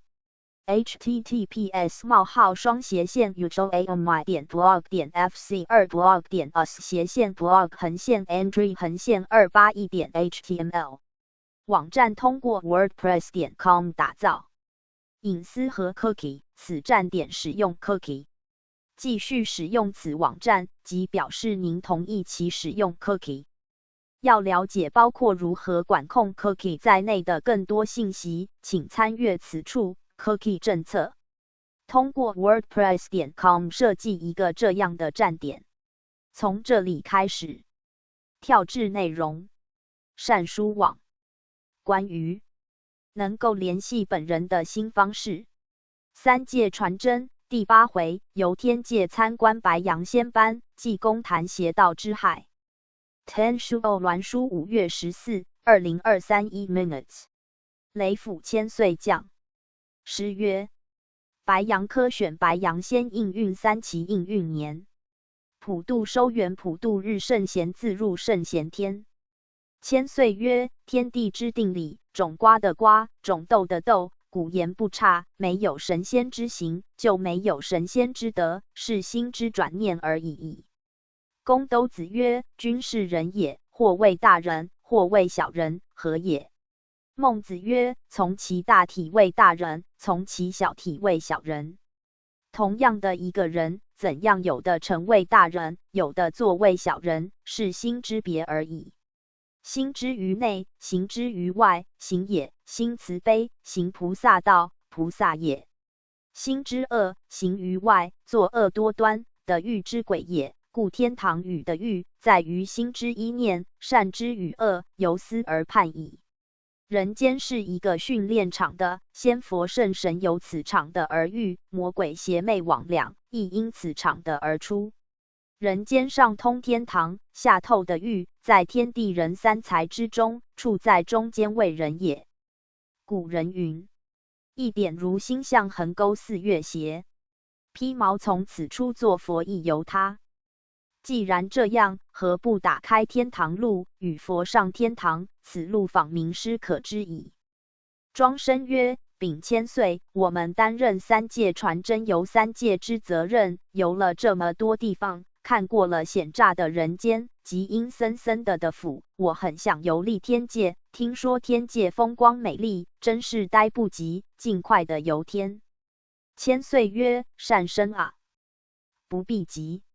今天就是游天的期日，这是要遵从天意行事。者造之事并非儿戏，想去就去。宇宙虽大，美的美处各有所思，掌之权衡天神，乱闯他界是违背天律的。譬如说南天之事，若是无止，乱闯南天门，孙大圣的金刚棒就难逃了。不必多说了，我们今天的去处就是要游天界。白羊仙班的训练院，穿云神驹早就在堂外等着我们了，启程吧。千岁与庄生不出堂外，骑上神驹，直上云端了。庄生曰：禀千岁，余生最初骑上神驹，实在乐得非常过瘾，而今习惯了，觉得没什么特别感觉。千岁曰：这是人心的作用，人心本来就是迎新厌旧的，得不到东西，拼命的想得到，得到了以后又会感觉不好。修道若是人心之作用，仍然很会退滞。譬如清口，一时之兴起就清口了，一段时间又破戒了。故天堂是让给无人心作用的人去的，若是人心不死，到了天堂一段时间仍然会住厌的。所以天堂虽然美丽，住久了仍会惹人心讨厌。故修道之人若要久住天堂，非弃人心，也是住不下去的。千岁说了这段道理，不知不觉已到天堂了。庄生曰：请问千岁，我们今天来的地方是什么天？千岁曰：这天是理天与气天的交界处，全属白羊仙班训练的一个地方。庄生曰：为何要在这个地方呢？听说仙班都在理天，为何另有一个仙班训练之处呢？千岁曰：庄生，你有所不知，你没听说过神仙是在凡间成的吗？不是死后成的，在凡非佛，死后人不是佛，这种道理应该知道。这里仙班训练院是全收白羊道盘，为修成大罗金仙之修道士，在此仙班集训一段时间，然后则成正式大仙。不要多说了，已到了目的地了，我们下神驹入内吧。庄生曰：禀千岁，我想我们回去好吗？不知何故，我今天到这里来，突然间心脏不适，载身不住，好似得了重病一样。千岁曰：我差点儿忘了，因为这里是理气的交界处，因为你修炼不足，不能到此天。南极老仙早就赐一粒仙丹，你速服下，自然身心舒适。庄生曰：感谢千岁。千岁曰：拿去吧。速服下，该谢的不是我，是南极老仙翁。庄生曰：是的，是的，谢谢千岁，谢谢南极仙翁。服下了仙丹，随即身心清爽，眼见一片风光脱俗，美丽极了。虽值人间严寒冬天，这里却是温暖如春，真是仙境，宫殿雄伟，风光之佳，真是无可比拟了。千岁曰：庄生啊，随我入内吧。手执玉翅指领庄生进入，到了中殿前面。庄生曰：这里金光万道，我的眼睛已张不开了，不能前进，未知如何？千岁曰：这是生你修炼不足之故，遇到仙佛金光，则眼睛难以启开，我们跪下吧。曰：师尊慈悲，弟子来到。庄生受金光之阻，不得而行，愿师尊慈悲赐见。济公师曰：无图归真大仙到来吗？领庄生一齐进来吧。千岁曰：归真大仙，师尊在上，徒参拜师尊圣安。庄生亦跪下参驾，毕。活佛曰：为师早知你们要来，特来此地。今天你领庄生到来，时刻已不太充足，我带你们去参观仙班之训练吧。二位随我来吧。千岁曰：谢谢师尊。师徒步行，到了仙班训练室，参观诸准大仙。庄生曰：请问活佛，弟子有一疑问，可否请活佛慈悲指示？他们准大仙们在白羊天道里已修成大仙，为何还要到此集训？活佛曰：白羊天盘与过去的红羊天盘不一样，红羊天盘是先修而后的，白羊天盘是先得而后修。在红羊盘的修道人，若在凡间修成则成，故先则先，无需再受训。如古时侯的科举、状元一中，有官可做，现在就设研究班、博士班等等，培养博士。因为上天定了先得而后修，故大多都是外功够，内功不足，所以在此天再修炼内功，以致内功圆满，即是大仙了。庄生曰：他们是接受此训练，未知要训练多久？活佛曰：这不一定，有的半载1年则成，有的5年6年还是不成。庄生曰：如果训练不成怎么办？活佛曰：有的让他转生天界各天，有的在下凡投胎的富贵人生，有的投胎善加修道，是个人之造因，或是心之动念，或配合因缘而转生也。庄生曰：求活佛慈悲，让弟子再请教一下，在凡间修道容易，或是在天界修道容易？活佛曰：当然在凡间修道容易，因为凡间是培养仙佛的摇篮，故大罗金仙、佛圣君多在凡间所出。庄生曰：再请问活佛，有这么多的仙班大仙，为何很少到鸾堂登鸾头比？活佛曰：不是没有，是少之又少而已。因为鸾堂文鸾较多，而白羊仙班的大仙大多在天界训练内功，对于头比力量较轻，不能如意头翘挥鸾，也是原因之一。又星辰大仙知名度较低，故少去鸾堂头比，大多属君受仙佛之领路才能下凡投笔，否则投笔出了差错，不但无功，反而有过，故少去鸾堂。庄生曰：在求活佛慈悲，在此班中，弟子由外往内，无见和尚参加此班训练，是什么原因？活佛曰：大学没报名，又没参加联考，怎能读大学呢？庄生曰：何与大学有关？难道仙班之训练要大学生？活佛曰：可。你真不能体佛意。白羊天道乃无极理天所立案之道盘，无入此道盘，怎能到此？庄生曰：既然如此，弟子知道了。若是这样，鸾堂之堂生亦不能到此天来参加仙班了。活佛曰：然也，鸾堂是中学生，怎能投考研究班？甚至政府无立案的私塾，仍不可参加研究班。庄生曰：弟子最近有听说，鸾堂也在点道，是神圣头窍点道，甚至活佛您也下凡头窍点道，这种该算什么学校？活佛曰：放肆！真是太放肆了！白羊天盘被邪魔弄得天翻的覆，这都邪魔的借窍。在宋朝时代，因为我得罪很多邪魔，甚至我身在佛门，亦得罪同修和尚甚多，被得罪者及邪魔们到现在尚不放过我所办的道。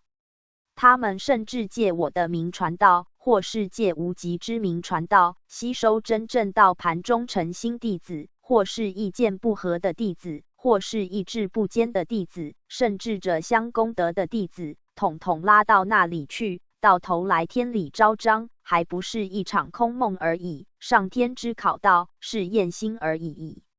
你们要知道公长仔细知道盘，白羊应运之先天大道，凡是借窍办道，假借仙佛名义，或是极无名，及仔细之名而投窍办道者，均非无道，都是邪魔外道。非公长仔细应身经道长前人受命之典传，亲受指点者，均非无弟子，将来人世的欲有份。你们要了解，先天大道从六祖以后入火宅，以至于今一脉真传，其法不变。现在人心不古，巧立名目，均是邪魔作祟。修道之人一不小心误入歧途，难以自拔。鸾堂之鸾字，乃是神之价位鸾，鸾比二叉之意，就是阴阳，阴阳乃是气天，既是气天道，怎能办先天大道？办道违背天理也。其鸾堂职责，完全就是助先天大道及济世人间，故无道之可传，知者是非明白，各归本位，后日各有功德。巧立名目，扰乱道盘，后日不但无功，加罪一等，须明白为要。道盘弟子到鸾堂事，平收鸾门助道，非以鸾门之教用以并兼。平收万教之道，明者什么事都要：一、修心修身；二、行功立德济世利人，是无弟子。庄生曰：今天闻此言，弟子已悟，原来天道是一脉真传，与其他鸾堂甚有不同之特色也。活佛曰：教徒归真大仙，你本是鸾堂主神，因你助道有功，而纳入白羊大仙之格，需要多多照顾修道之诚心者，后日龙华大会席上，光彩万分也。千岁曰：感谢师尊开示，弟子身担任重，完全未到，不足之处，但愿师不时时开示，未知师尊尚有交代之是否？活佛曰：明我心者已矣，知天者可以宣道矣，时刻已到，你们也可以回堂了，后期再来。千岁曰：感谢师尊，弟子遵命。庄生啊，我们回堂了，辞叩师尊。庄生曰：辞叩活佛。千岁曰：不离仙班训练场，其上穿云神驹。庄生啊，上来吧。庄生曰：济公活佛心情好似很沉重的样子，挥手送了徒弟归真，千言万语说不完，离别依依。千岁曰：神驹飞驰如电，一跃而下，到了凡界，养性堂到了。庄生啊，下神驹吧。庄生曰：遵命。魂魄投体。分享到 X Facebook 相关。三界传真第7回，游的狱参观第一殿审案两善忧分。5月6、2023，在鸾书中，三界传真第5回，游的狱参观第一殿审案。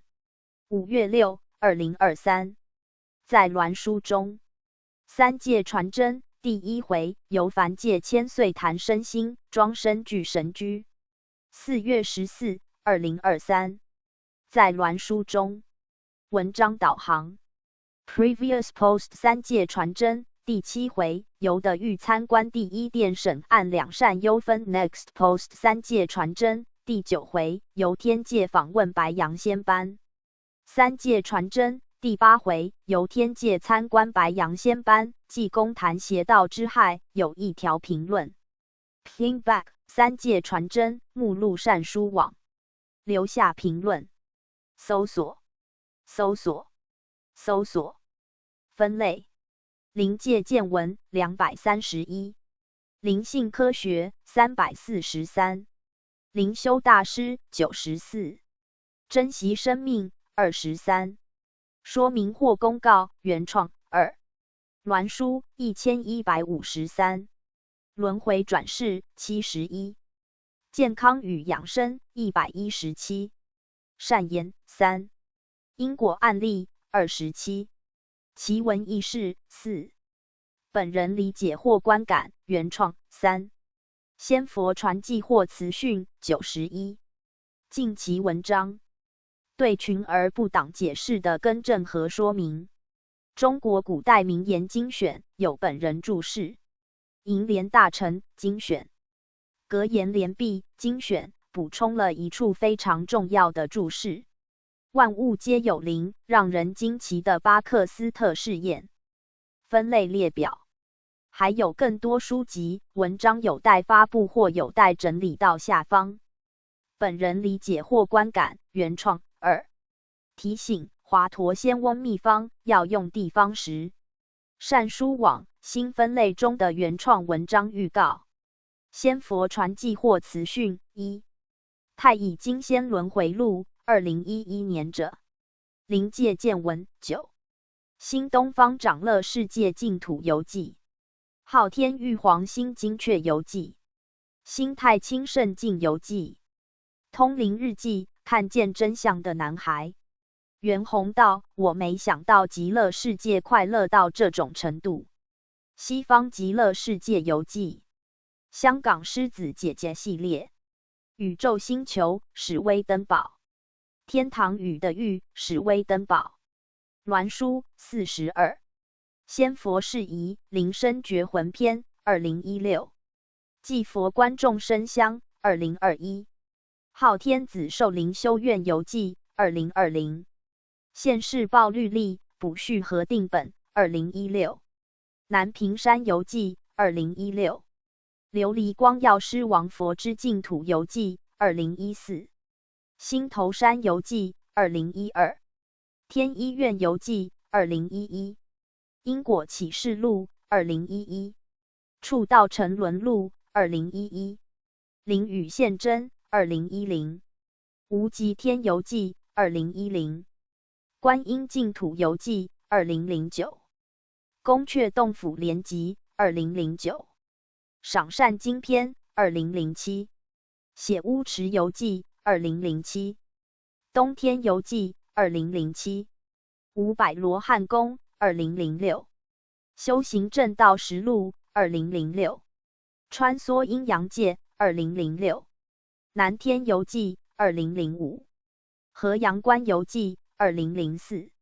仙界游踪2003。弥勒净土游记1997。三界采证灵修1992。因果并向析论与印证1988。紫阳关游记1988。莲花佛国游记1985。礼天游记1985。园林园游记1984。的府审案1984。枉死城游记1984。极乐世界游记1984。度阴宝卷1983。九阳关游记1982。水晶宫游记1982。三界传真1982。天界透视1981。瑶池圣智1981。三曹成道捷径史传1979。天界传真1975。富龙华大会1972。灵性科学12。万物皆有灵，让人惊奇的巴克斯特试验。巴克斯特效应。绿野仙踪赫莱瑞恩。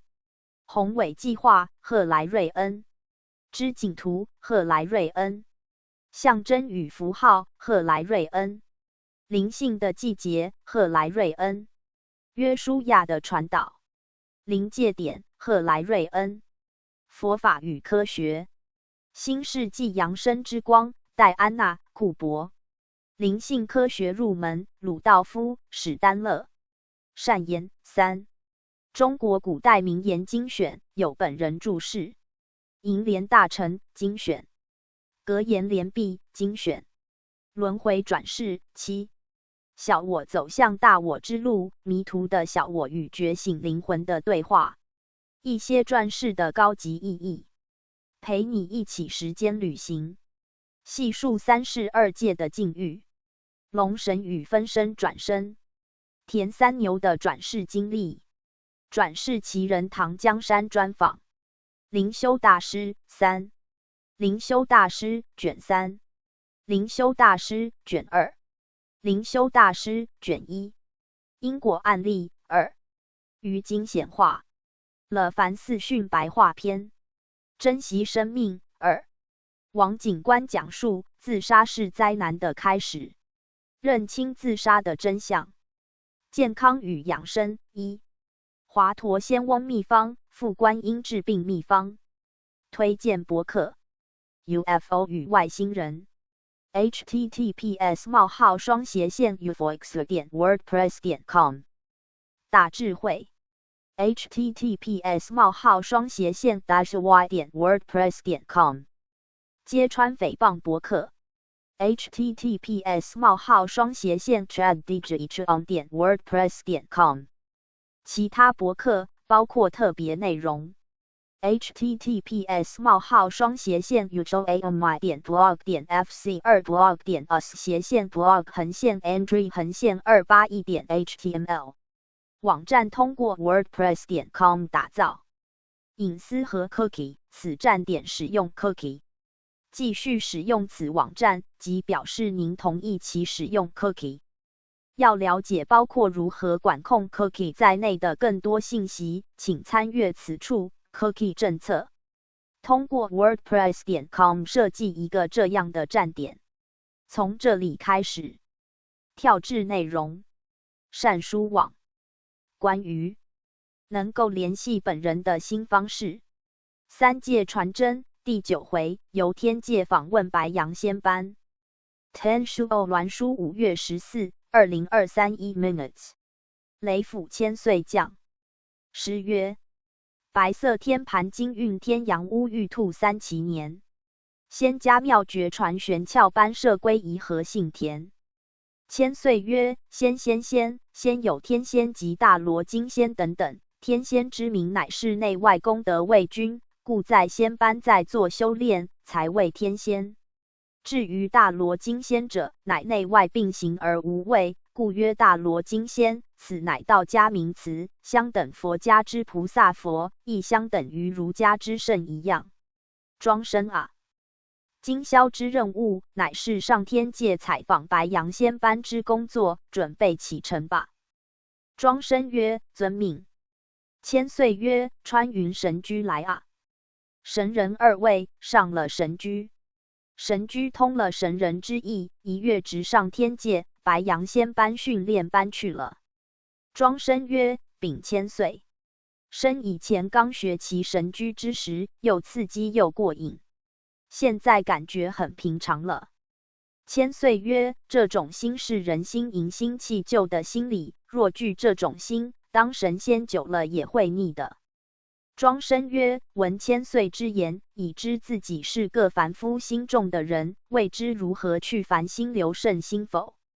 千岁曰：修道就是修这种心，所谓修道从心修起，若无凡心，哪来的道可修呢？因为圣域是不能容纳凡夫的，这是自然的分班，并非圣者之有所分别。所谓志不同，这是自然的分班，并非圣者之有所分别。所谓志不同，当然道义不合，阴阳自然也会分开。到了阴，阳自消失；至于阳，阴也自然消失了。这是宇宙自然的定理，是定理，故就是原则。因为天有天的原则，所以善恶才会分班，是非才会分判。穿云神驹即飞而驰，在空中盘旋已久，我们也该落地了。神驹通心，在白羊仙班向前而停。庄生啊，下神驹吧。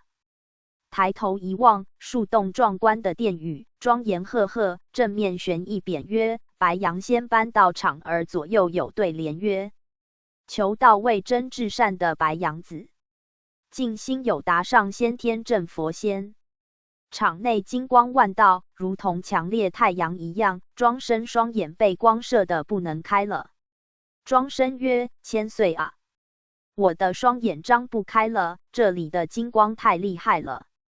千岁曰：你可默念万国教主天然古佛慈悲，赐开明路，自然身心舒服。庄生曰：遵命。而默念之后，身心舒服，金光消失，双眼张开，一片美丽仙境现在眼前了。禀千岁，前期我们来此，怎无此事发生？今天为何如此？千岁曰：量必你在这造期没有保持身心之清净吧？以后多多的保守自己的身心清净吧。方才那万道金光已经洗净你的污染了，阴气消失，阳气充实了，我们进入吧。济公活佛已在内殿等着我们了。千岁持佛令与谕旨，领庄生直入到了内殿，眼看活佛端坐在地上，跪下曰：师尊在临，弟子叩拜。庄生见千岁下跪礼拜，随之跪拜了。济佛曰：贤徒起来吧。你们为完成3界传真之书，真是辛苦了你们。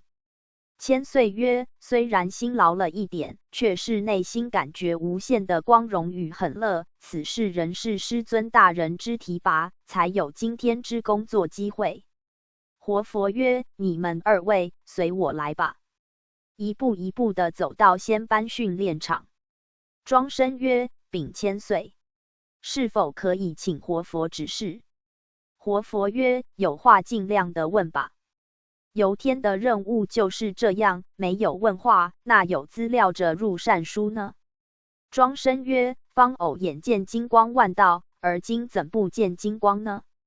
活佛曰：本佛方才眼见你身心不净，会污秽此清净道场，用金光洗净你的凡污，而现在是要给你参观之时，若再使用金光，你怎能参观呢？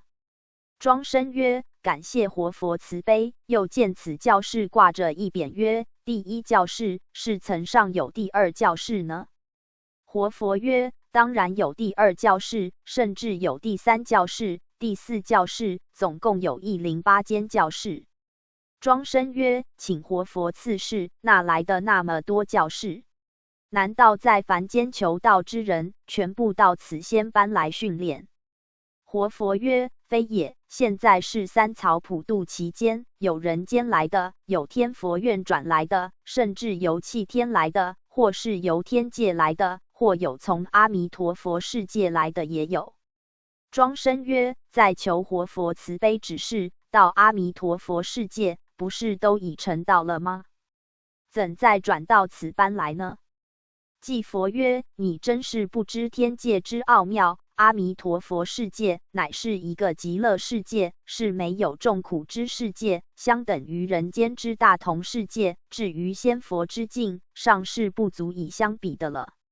庄生曰：为何那个世界的人也会到这里来呢？请活佛慈悲指示。活佛曰：3曹普渡的意思，你若明了，就不会有什么疑问的。是渡人鬼仙，上渡星斗天仙，就是3曹其中之1曹。庄生曰：他们都在第1教室听讲道理，未知讲师是何仙佛？请活佛慈悲指示。活佛曰：第1教室的班员都是南赡部洲人间来的，现在由院长大人讲解道理。第2教室是由气天来的，各天及各星球来的，均在不同教室。若是练成仙体，即可毕业，将来赴龙华大会。若是落地者要留级300年者就要再转生人间了。庄生曰：为什么要那么多时间？活佛曰：你们人间之众生，以为活了数十年就很长寿了，天界天仙有无量之寿数也。现在已经下课了，班员也要休息了，你可利用此时间访问他们，可做善书劝世之资料吧。我现在心血来潮，已知凡界贤徒有难，我要去救他，否则来不及了。说完霎时不见，活佛下凡去了。千岁曰：庄生啊，我们就地送驾吧。下跪作礼送驾。庄生曰：请问千岁，在那班员里有一位好像是认识之人，未知是否真的？那个人是邻居。千岁曰：是不是熟悉之人？我们近前访问就可以知道的，去吧。庄生曰：好的，弟子去访问吧。请问大仙，你生前是否高雄市人？准大仙曰：不客气，不客气，人间大德今天到此仙班而来，真是荣幸极了。我自从来此训练班至今，尚未见人间大德立此。准大仙曰：我是高雄市人没错，你也是高雄市人。庄生曰：当然是，不是高雄市人，怎会认识你？只是我们不同道而已。准大仙曰：何以说不同道？庄生曰：因为大仙你居的是高楼大厦，而我居的是陋屋，故你不识我，而我早就认识你。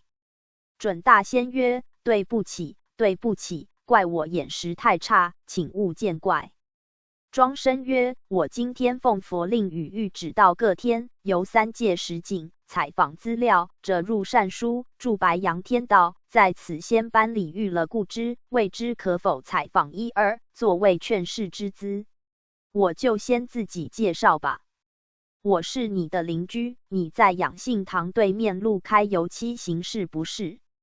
准大仙曰：是的，对极了。庄生曰：我是不知道你的尊姓大名而已，但是我曾经向你买过2次油漆，因为你的油漆又好，价钱又公道，所以我特别对你有印象，是否可以请教尊姓大名？准大仙曰：当然可以，我姓蔡，名玲玲，瑞元路人，生前乃是尊敬雷府千岁之勇敢，以及护法真君之护道精神。庄生曰：你是否知道，你怎能到此仙班来？准大仙曰：当然知道，在世因为烦气蔽心，什么都不知道，到了仙班以后就知道了。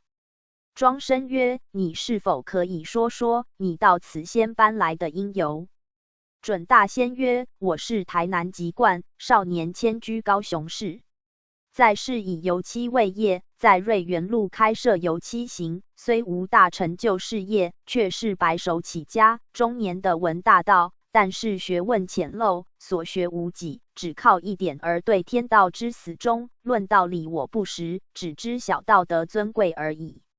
若说前身，我是罪孽深重之人。我前世生在四川省，在满清时代，我是一位武官，因为误打部属致死，以种来生之缘，其部属姓许，因无罪被误会，死后转生台南，无意转生台南，在无14岁之时亦被其众打致伤，只因无未转生之前发宏愿要为白杨天道效劳，故无致死。到了年老旧伤复起，才发病为胃癌，不治而了结前世冤仇。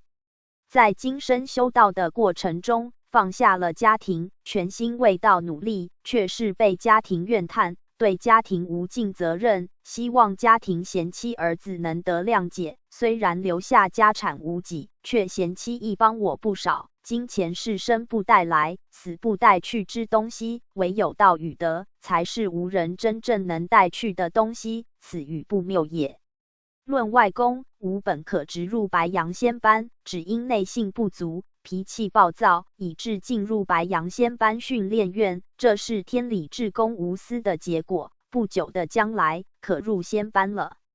庄生曰：请问蔡准大仙，你在此接受训练，有什么感想？可以说说吗？蔡准大仙曰：当然可以，天地无私，以功定果，大部分之准大仙都是功德够，而内性不足，除了每日听课以外，就是练性，至内心与天地同心为止，可以毕业。庄生曰：毕业后未知要到那一天去，请告诉我好吗？蔡准大仙曰：至于要到那一天去，详细我也不知道，总之一言以蔽之，则是理天，大约有95%以上都可以毕业，但是成绩有所差别而已。庄生曰：至于成绩问题，仙佛用什么方法考绩？是否与人间一样，以用考试单笔试呢？蔡准大仙曰：至于考试方法，就与凡间完全不同，因为凡界是物质世界，以有形象之考试单考试，而无形天界则不用考试卷。庄生曰：那么用什么方法考试？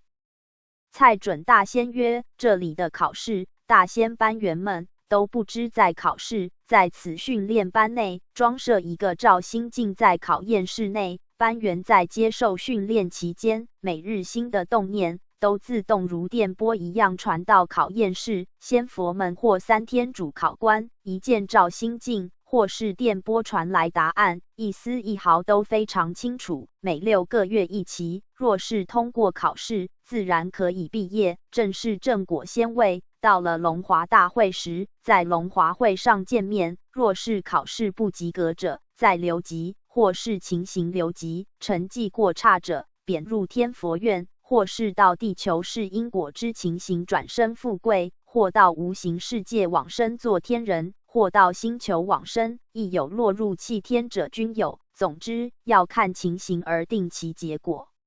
庄生曰：再问蔡准大仙，你为什么会知道的这么清楚？是否可以告诉我？蔡准大仙曰：因为我最近被院长大人提拔，当为本班之班长，故略知一二。至于极微妙之事情，我极无所知。庄生曰：准大仙所说的尚有极玄妙的事情。蔡准大仙曰：当然有，世间人用凡界脑智，要知道天界之事，还差得远耳。有的还说人定胜天，说这种话实在是欺天之话。上天本有好生之德，若是与人心同者，不生气才怪呢。庄生曰：方才准大仙所说的尚有更微妙之事，是否可以告诉我？蔡准大仙曰：这我不知，若知道者也不能说，老子早就说过，道可道非常道。庄生曰：我还有一句话想再问准大仙，你们来到此天，用什么方法来的？蔡准大仙曰：是我的师尊慈悲带我来的，在我将要临终之时，老师则在身边等我了。济公老师真的太慈悲了。庄生曰：在这里的导师们都是什么仙佛？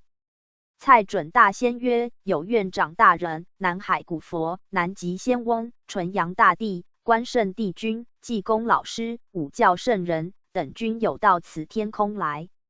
千岁曰：归真大仙，庄生啊，我们采访的时间快到了，我们也该回去了。我们回凡间之前，尚需到师尊那里辞叩的。庄生曰：方才济公活佛不是到凡间去了吗？千岁曰：早就回来了。准大仙们大家再见了。准大仙们曰：千岁再见，庄善生再见。千岁曰：我们去向活佛师尊辞叩吧。千岁、庄生一同到活佛之处。千岁曰：师尊在上，徒儿有礼。庄生痛时跪拜行礼。活佛曰：你们来了，采访的还如意吧？庄生曰：感谢活佛，采访的很顺利，幸遇一位蔡准大仙，他生前在世，是余生之邻居，实在是很好的巧遇，真是太幸运了。活佛曰：不止如此，若是夫妻、兄弟、父子、朋友等，如能同修者，均可在天上相逢相见的；若是不修者，虽最亲爱之父子、夫妻，也不能相见的。所谓黄泉路上不相逢是也。庄生曰：余生有一个疑问请教活佛，方才你到凡间说要救人，为何这么快就回来呢？活佛曰：仙佛之行如电光一样，当然很快，方才遇凡间用三宝，所以去救人也。庄生曰：身上有一个疑问，想再请教一下，就是凡间有很多的济公活佛，时常伏击济世，是否都是活佛你本身去的？可否告诉一下？活佛曰：这种事很难讲，我本身可以千百亿化身，一刹那之间往返大千世界，当然有人冒充本佛。凡间之事应有真道，所以有假道，货品好的才有人冒牌，谁要仿造无价值之货呢？最可叹者，人敢越劝越不良，庙寺上不敢冒充真济公，现在甚有鸾堂也敢冒充老之佛堂，甚至是冒充无极直辖之圣堂，还想点起道来，可恶极了，这是危害群生生灵之涂炭也。庄生曰：既然如此，上天何不把他教训一下？活佛曰：天理昭彰，自有报应之日，这不是天的意思，亦不是神的意思，是人的意思。庄生曰：既然是人的意思，怎会有神来伏身呢？活佛曰：你没有听过正神邪神之分别吗？人之邪念，自有邪神来伏。以前无佛有说过，凡是即神伏身来传道者，非以道统受天命之典传而传道者，均非无道。本道绝对以道统由上而下，才是无道，其余皆是邪魔外道。修道之人认清为要，亦失足成千古恨也。活佛曰：时间到了，你们回去吧。归真啊，好好为天道效劳吧。千岁曰：遵命。辞叩师尊大人，庄生痛时作礼，别离师尊其上神居，离了天界。神居一跃而下，霎时到了凡界了，已经到了养性堂了。庄生啊，养性堂到了，下神居吧。庄生曰：遵命。下了神居，魂魄投体。分享到 X Facebook 正在加载。相关三界传真第8回，由天界参观白羊仙班，济公谈邪道之害。5月14、2023，在鸾书中，三界传真第2回，由凡界观人间道场各有不同。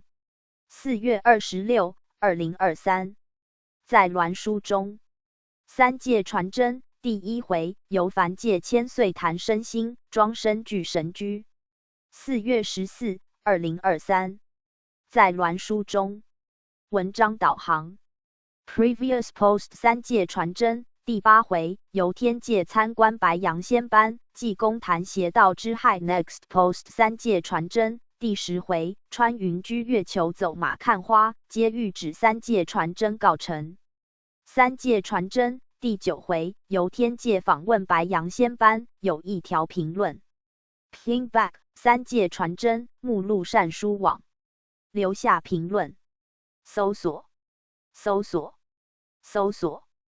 分类：灵界见闻231，灵性科学343，灵修大师94，珍惜生命23，说明或公告原创2，鸾书1153，轮回转世71，健康与养生117，善言3，因果案例27，奇闻异事4，本人理解或观感原创3，仙佛传记或词训91，近期文章对群而不党解释的更正和说明。中国古代名言精选有本人注释。楹联大成精选，格言联璧精选补充了一处非常重要的注释：万物皆有灵，让人惊奇的巴克斯特试验。分类列表还有更多书籍文章有待发布或有待整理到下方。本人理解或观感原创2。提醒：华佗仙翁秘方要用地方时。善书网新分类中的原创文章预告。仙佛传记或词训1。太乙金仙轮回录2011年者。灵界见闻9。新东方长乐世界净土游记。昊天玉皇新精确游记。新太清圣境游记。通灵日记，看见真相的男孩。袁弘道：我没想到极乐世界快乐到这种程度。西方极乐世界游记。香港狮子姐姐系列。宇宙星球史威登堡。天堂雨的玉史威登堡。鸾书42。仙佛事宜灵身觉魂篇2016。祭佛观众生香2021。昊天子寿灵修院游记2020。现世报律历补序核定本2016。南屏山游记2016。琉璃光药师王佛之净土游记2014。新头山游记2012天医院游记2011因果启示录2011触道沉沦录2011灵雨现真2010无极天游记2010观音净土游记2009宫阙洞府联集2009赏善经篇2007血污池游记2007东天游记2007五百罗汉宫2006修行正道实录2006穿梭阴阳界2006南天游记2005河阳关游记2004仙界游踪2003弥勒净土游记1997三界采证灵修1992因果并相析论与印证1988紫阳关游记1988莲花佛国游记1985礼天游记1985园林园游记1984的府审案1984王死城游记1984极乐世界游记1984杜英宝卷1983九阳关游记1982水晶宫游记1982三界传真1982天界透视1981瑶池圣智1981三曹成道捷径史传1979天界传真1975富龙华大会1972灵性科学12万物皆有灵让人惊奇的巴克斯特试验巴克斯特效应绿野仙踪赫莱瑞恩宏伟计划赫莱瑞恩织锦图赫莱瑞恩象征与符号赫莱瑞恩灵性的季节赫莱瑞恩约书亚的传导临界点赫莱瑞恩佛法与科学新世纪扬升之光戴安娜库珀灵性科学入门鲁道夫史丹勒善言3中国古代名言精选有本人注释银莲大臣精选格言联璧精选轮回转世7小我走向大我之路迷途的小我与觉醒灵魂的对话一些转世的高级意义陪你一起时间旅行细数三世二界的境遇龙神与分身转生田三牛的转世经历转世奇人唐江山专访灵修大师3灵修大师卷3灵修大师卷2灵修大师卷1因果案例2于经显化了凡四训白话篇珍惜生命2王警官讲述自杀是灾难的开始认清自杀的真相健康与养生1华佗仙翁秘方副观音治病秘方推荐博客 UFO 与外星人 https://ufox.wordpress.com 大智慧 https://y.wordpress.com 揭穿诽谤博客 https://traddigitron.wordpress.com 其他博客包括特别内容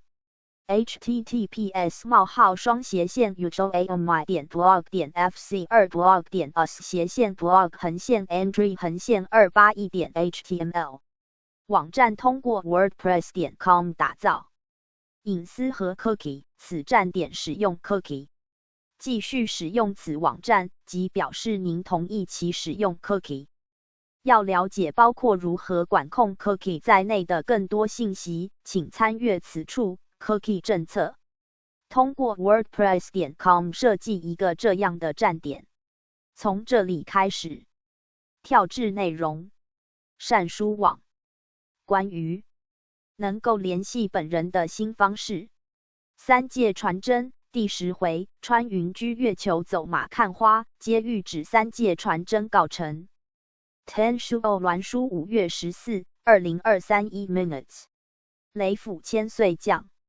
诗曰：三界传真第10周天堂凡的阴间游，与还善恶自分判因果无偏莫怨尤。千岁曰：三界传真，游遍人间，地狱与天堂，善恶的人间，阴森的地狱，庄严而美丽的天界，都已游遍了，看看还是天堂好。天堂美景如画，为何人不去？地狱阴森，怎样人自来？人间是炼狱，是天堂的教育场所，不足上天堂与不足下的狱之人，统统到人间来，再训练一番，才决定最后的去处。奉劝世人，不要再踌躇下去，快快的计划自己的未来去处，将来的归宿。人间犹如一场戏，戏罢了，锣鼓闭了，何处是我们的家乡？自古及今，谁无死？山多千年树，人少百岁人。利用短短的时间，创造我们将来的去处，就是创造个人自己的光明前途——天堂路。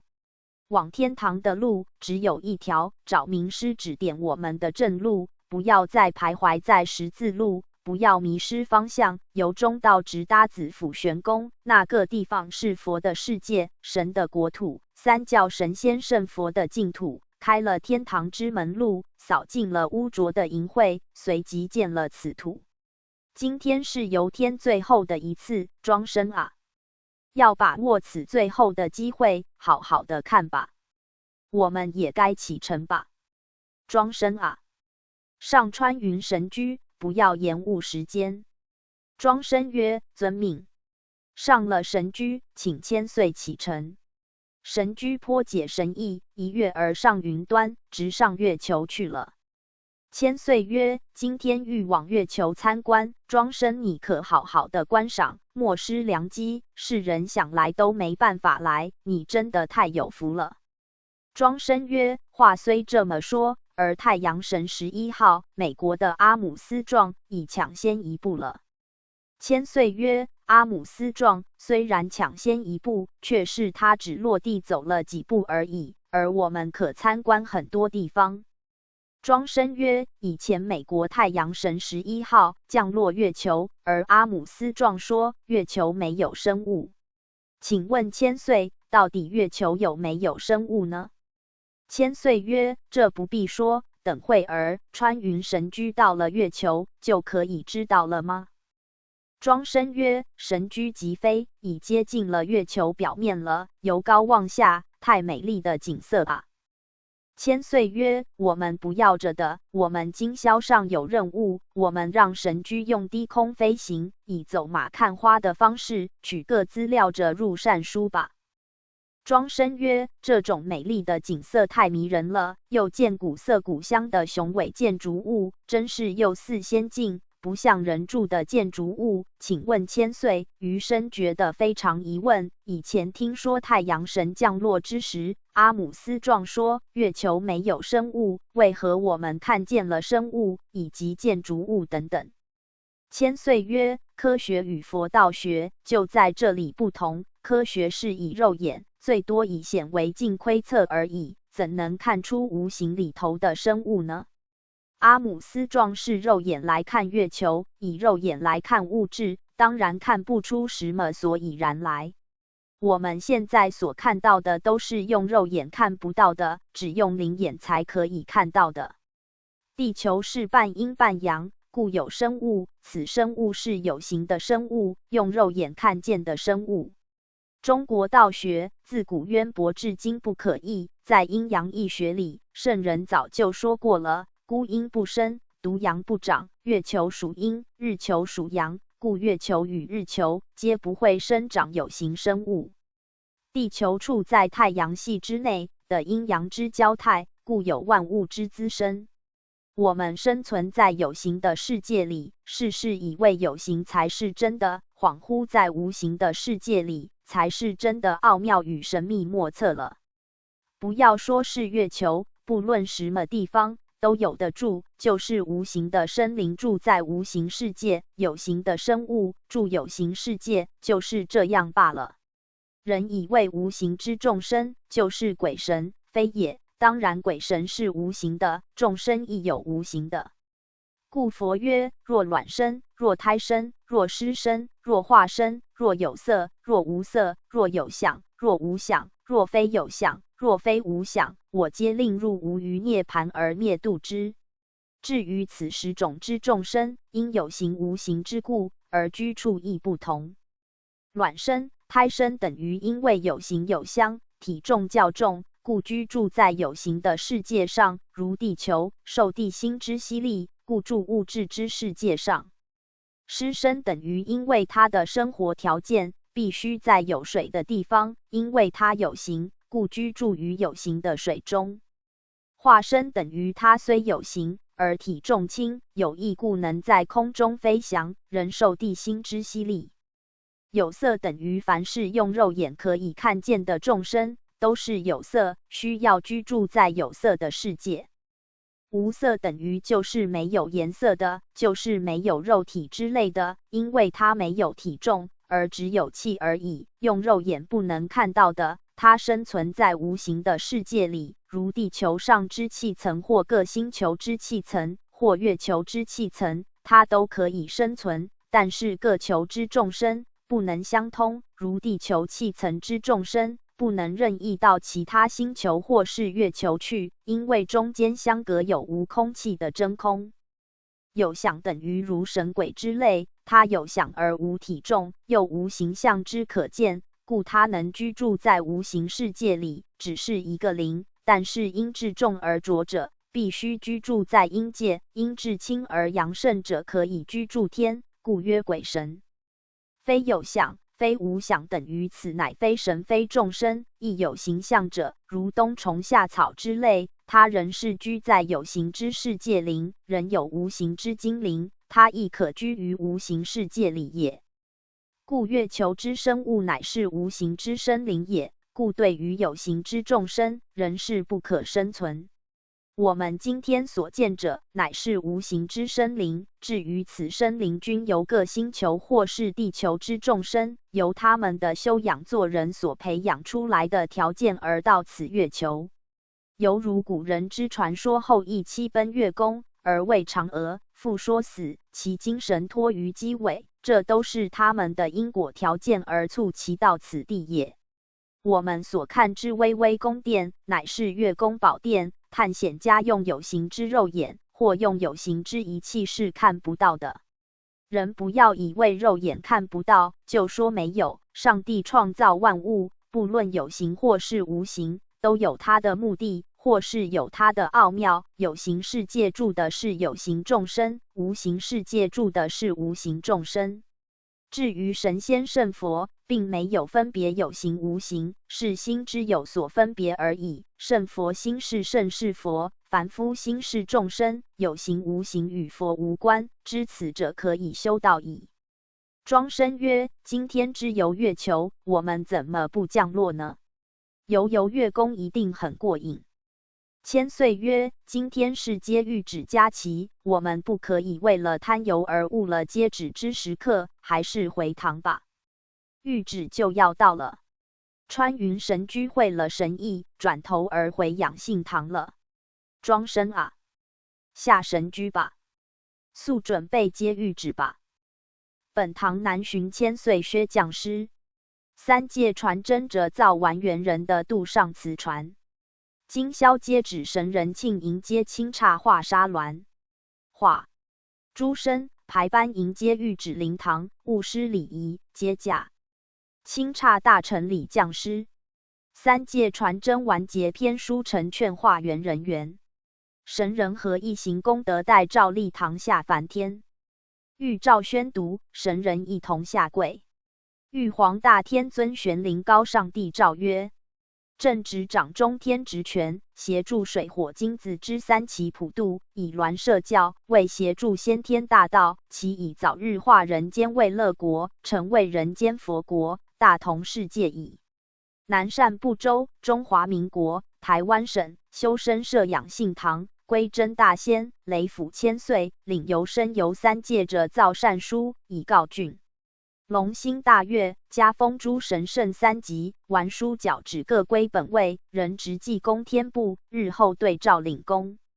3届传真乃邪道之书，尽量出书，出版新书应赠1部3大功，鼓励应赠1部1功，可以抵消冤孽，书成矫旨，按功行赏，并入天堂功果部。轻哉勿乎，叩首谢恩。天运壬戌年腊月初10日。归真大仙降世，3届传真至今告竣。若论功德，虽然谕旨不表，可是本大仙略知1、2。总堂主及副总堂主、总礼堂主等6位，每位各得5000大功，实在很难得的机会。教正生及鸾手游生各得4000大功，各堂主及文部生亦各得2000大功，其日效劳者每次各加6大功。不论堂主或是堂生，若生是每次效劳之功德计算，有名而无来者功德较少，上天乃按实际计功也。希望大家再多加努力，多印善书，多鼓励参印善书，乃是得功之机会。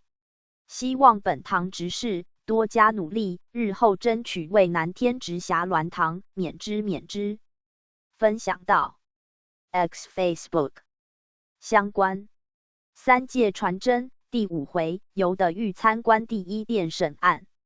5月6、2023，在鸾书中，3届传真第8回由天界参观白羊仙班，济公谈邪道之害。5月14、2023，在鸾书中，3届传真第1回由凡界千岁谈身心，庄身具神居。4月14、2023，在鸾书中，文章导航。Previous post 3届传真第9回由天界访问白羊仙班 Next post 杜英宝卷附1。3届传真第10回穿云居月球走马看花，皆谕旨3届传真告成，有1条评论。Ping back 3届传真目录善书网，留下评论。搜索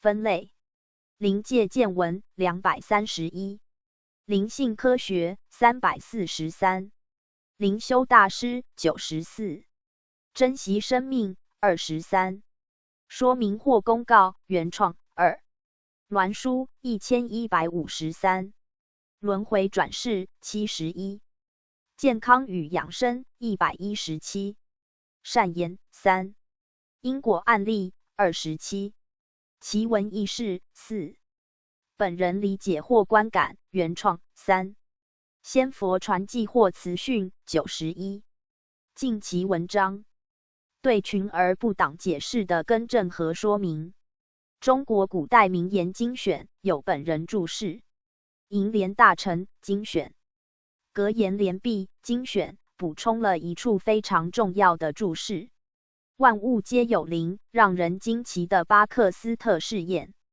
分类列表还有更多书籍、文章有待发布或有待整理到下方。本人理解或观感原创2。提醒：华佗仙翁秘方要用地方时。善书网新分类中的原创文章预告。仙佛传记或词训1。太乙金仙轮回录2011年者。灵界见闻9。新东方长乐世界净土游记。昊天玉皇新精确游记。新太清圣境游记。通灵日记，看见真相的男孩。袁弘道：我没想到极乐世界快乐到这种程度。西方极乐世界游记。香港狮子姐姐系列。宇宙星球史威登堡。天堂宇的玉史威登堡。鸾书42。仙佛事宜灵身觉魂篇2016。祭佛观众生香2021。昊天子寿灵修院游记2020。县市报律例补序核定本2016。南屏山游记2016。琉璃光药师王佛之净土游记2014。新头山游记2012。天医院游记2011因果启示录2011触道沉沦录2011灵与现真2010无极天游记2010观音净土游记2009宫阙洞府联集2009赏善经篇2007血污池游记2007东天游记2007五百罗汉宫2006修行正道实录2006穿梭阴阳界2006南天游记2005河阳关游记2004仙界游踪2003弥勒净土游记1997三界采证灵修1992因果并相析论与印证1988紫阳关游记1988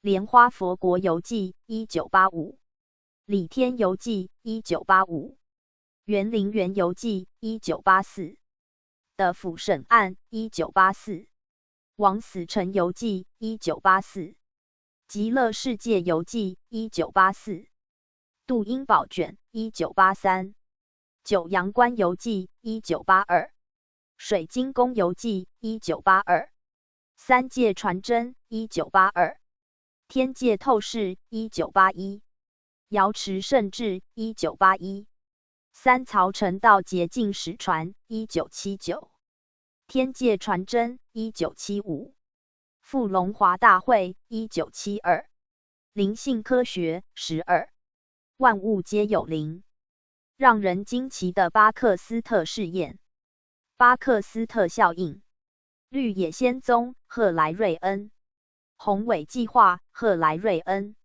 织锦图赫莱瑞恩象征与符号赫莱瑞恩灵性的季节赫莱瑞恩约书亚的传导临界点赫莱瑞恩佛法与科学新世纪扬升之光戴安娜库珀灵性科学入门鲁道夫史丹勒善言3中国古代名言精选有本人注释银莲大臣精选格言联璧精选轮回转世7小我走向大我之路迷途的小我与觉醒灵魂的对话一些转世的高级意义陪你一起时间旅行细数三世二界的境遇龙神与分身转生田三牛的转世经历转世奇人唐江山专访灵修大师3灵修大师卷3灵修大师卷2灵修大师卷1因果案例2于经显化了凡四训白话篇珍惜生命2王警官讲述自杀是灾难的开始认清自杀的真相健康与养生1华佗仙翁秘方副观音治病秘方推荐博客 UFO 与外星人 https://ufox.wordpress.com 大智慧 https://y.wordpress.com 揭穿诽谤博客 https://traddigitron.wordpress.com 其他博客包括特别内容 https://uami.blog.fc2blog.android_andrew_281.html 网站通过 wordpress.com 打造隐私和 cookie 此站点使用 cookie继续使用此网站即表示您同意其使用 cookie 要了解包括如何管控 cookie 在内的更多信息请参阅此处 cookie 政策通过 wordpress.com 设计一个这样的站点从这里开始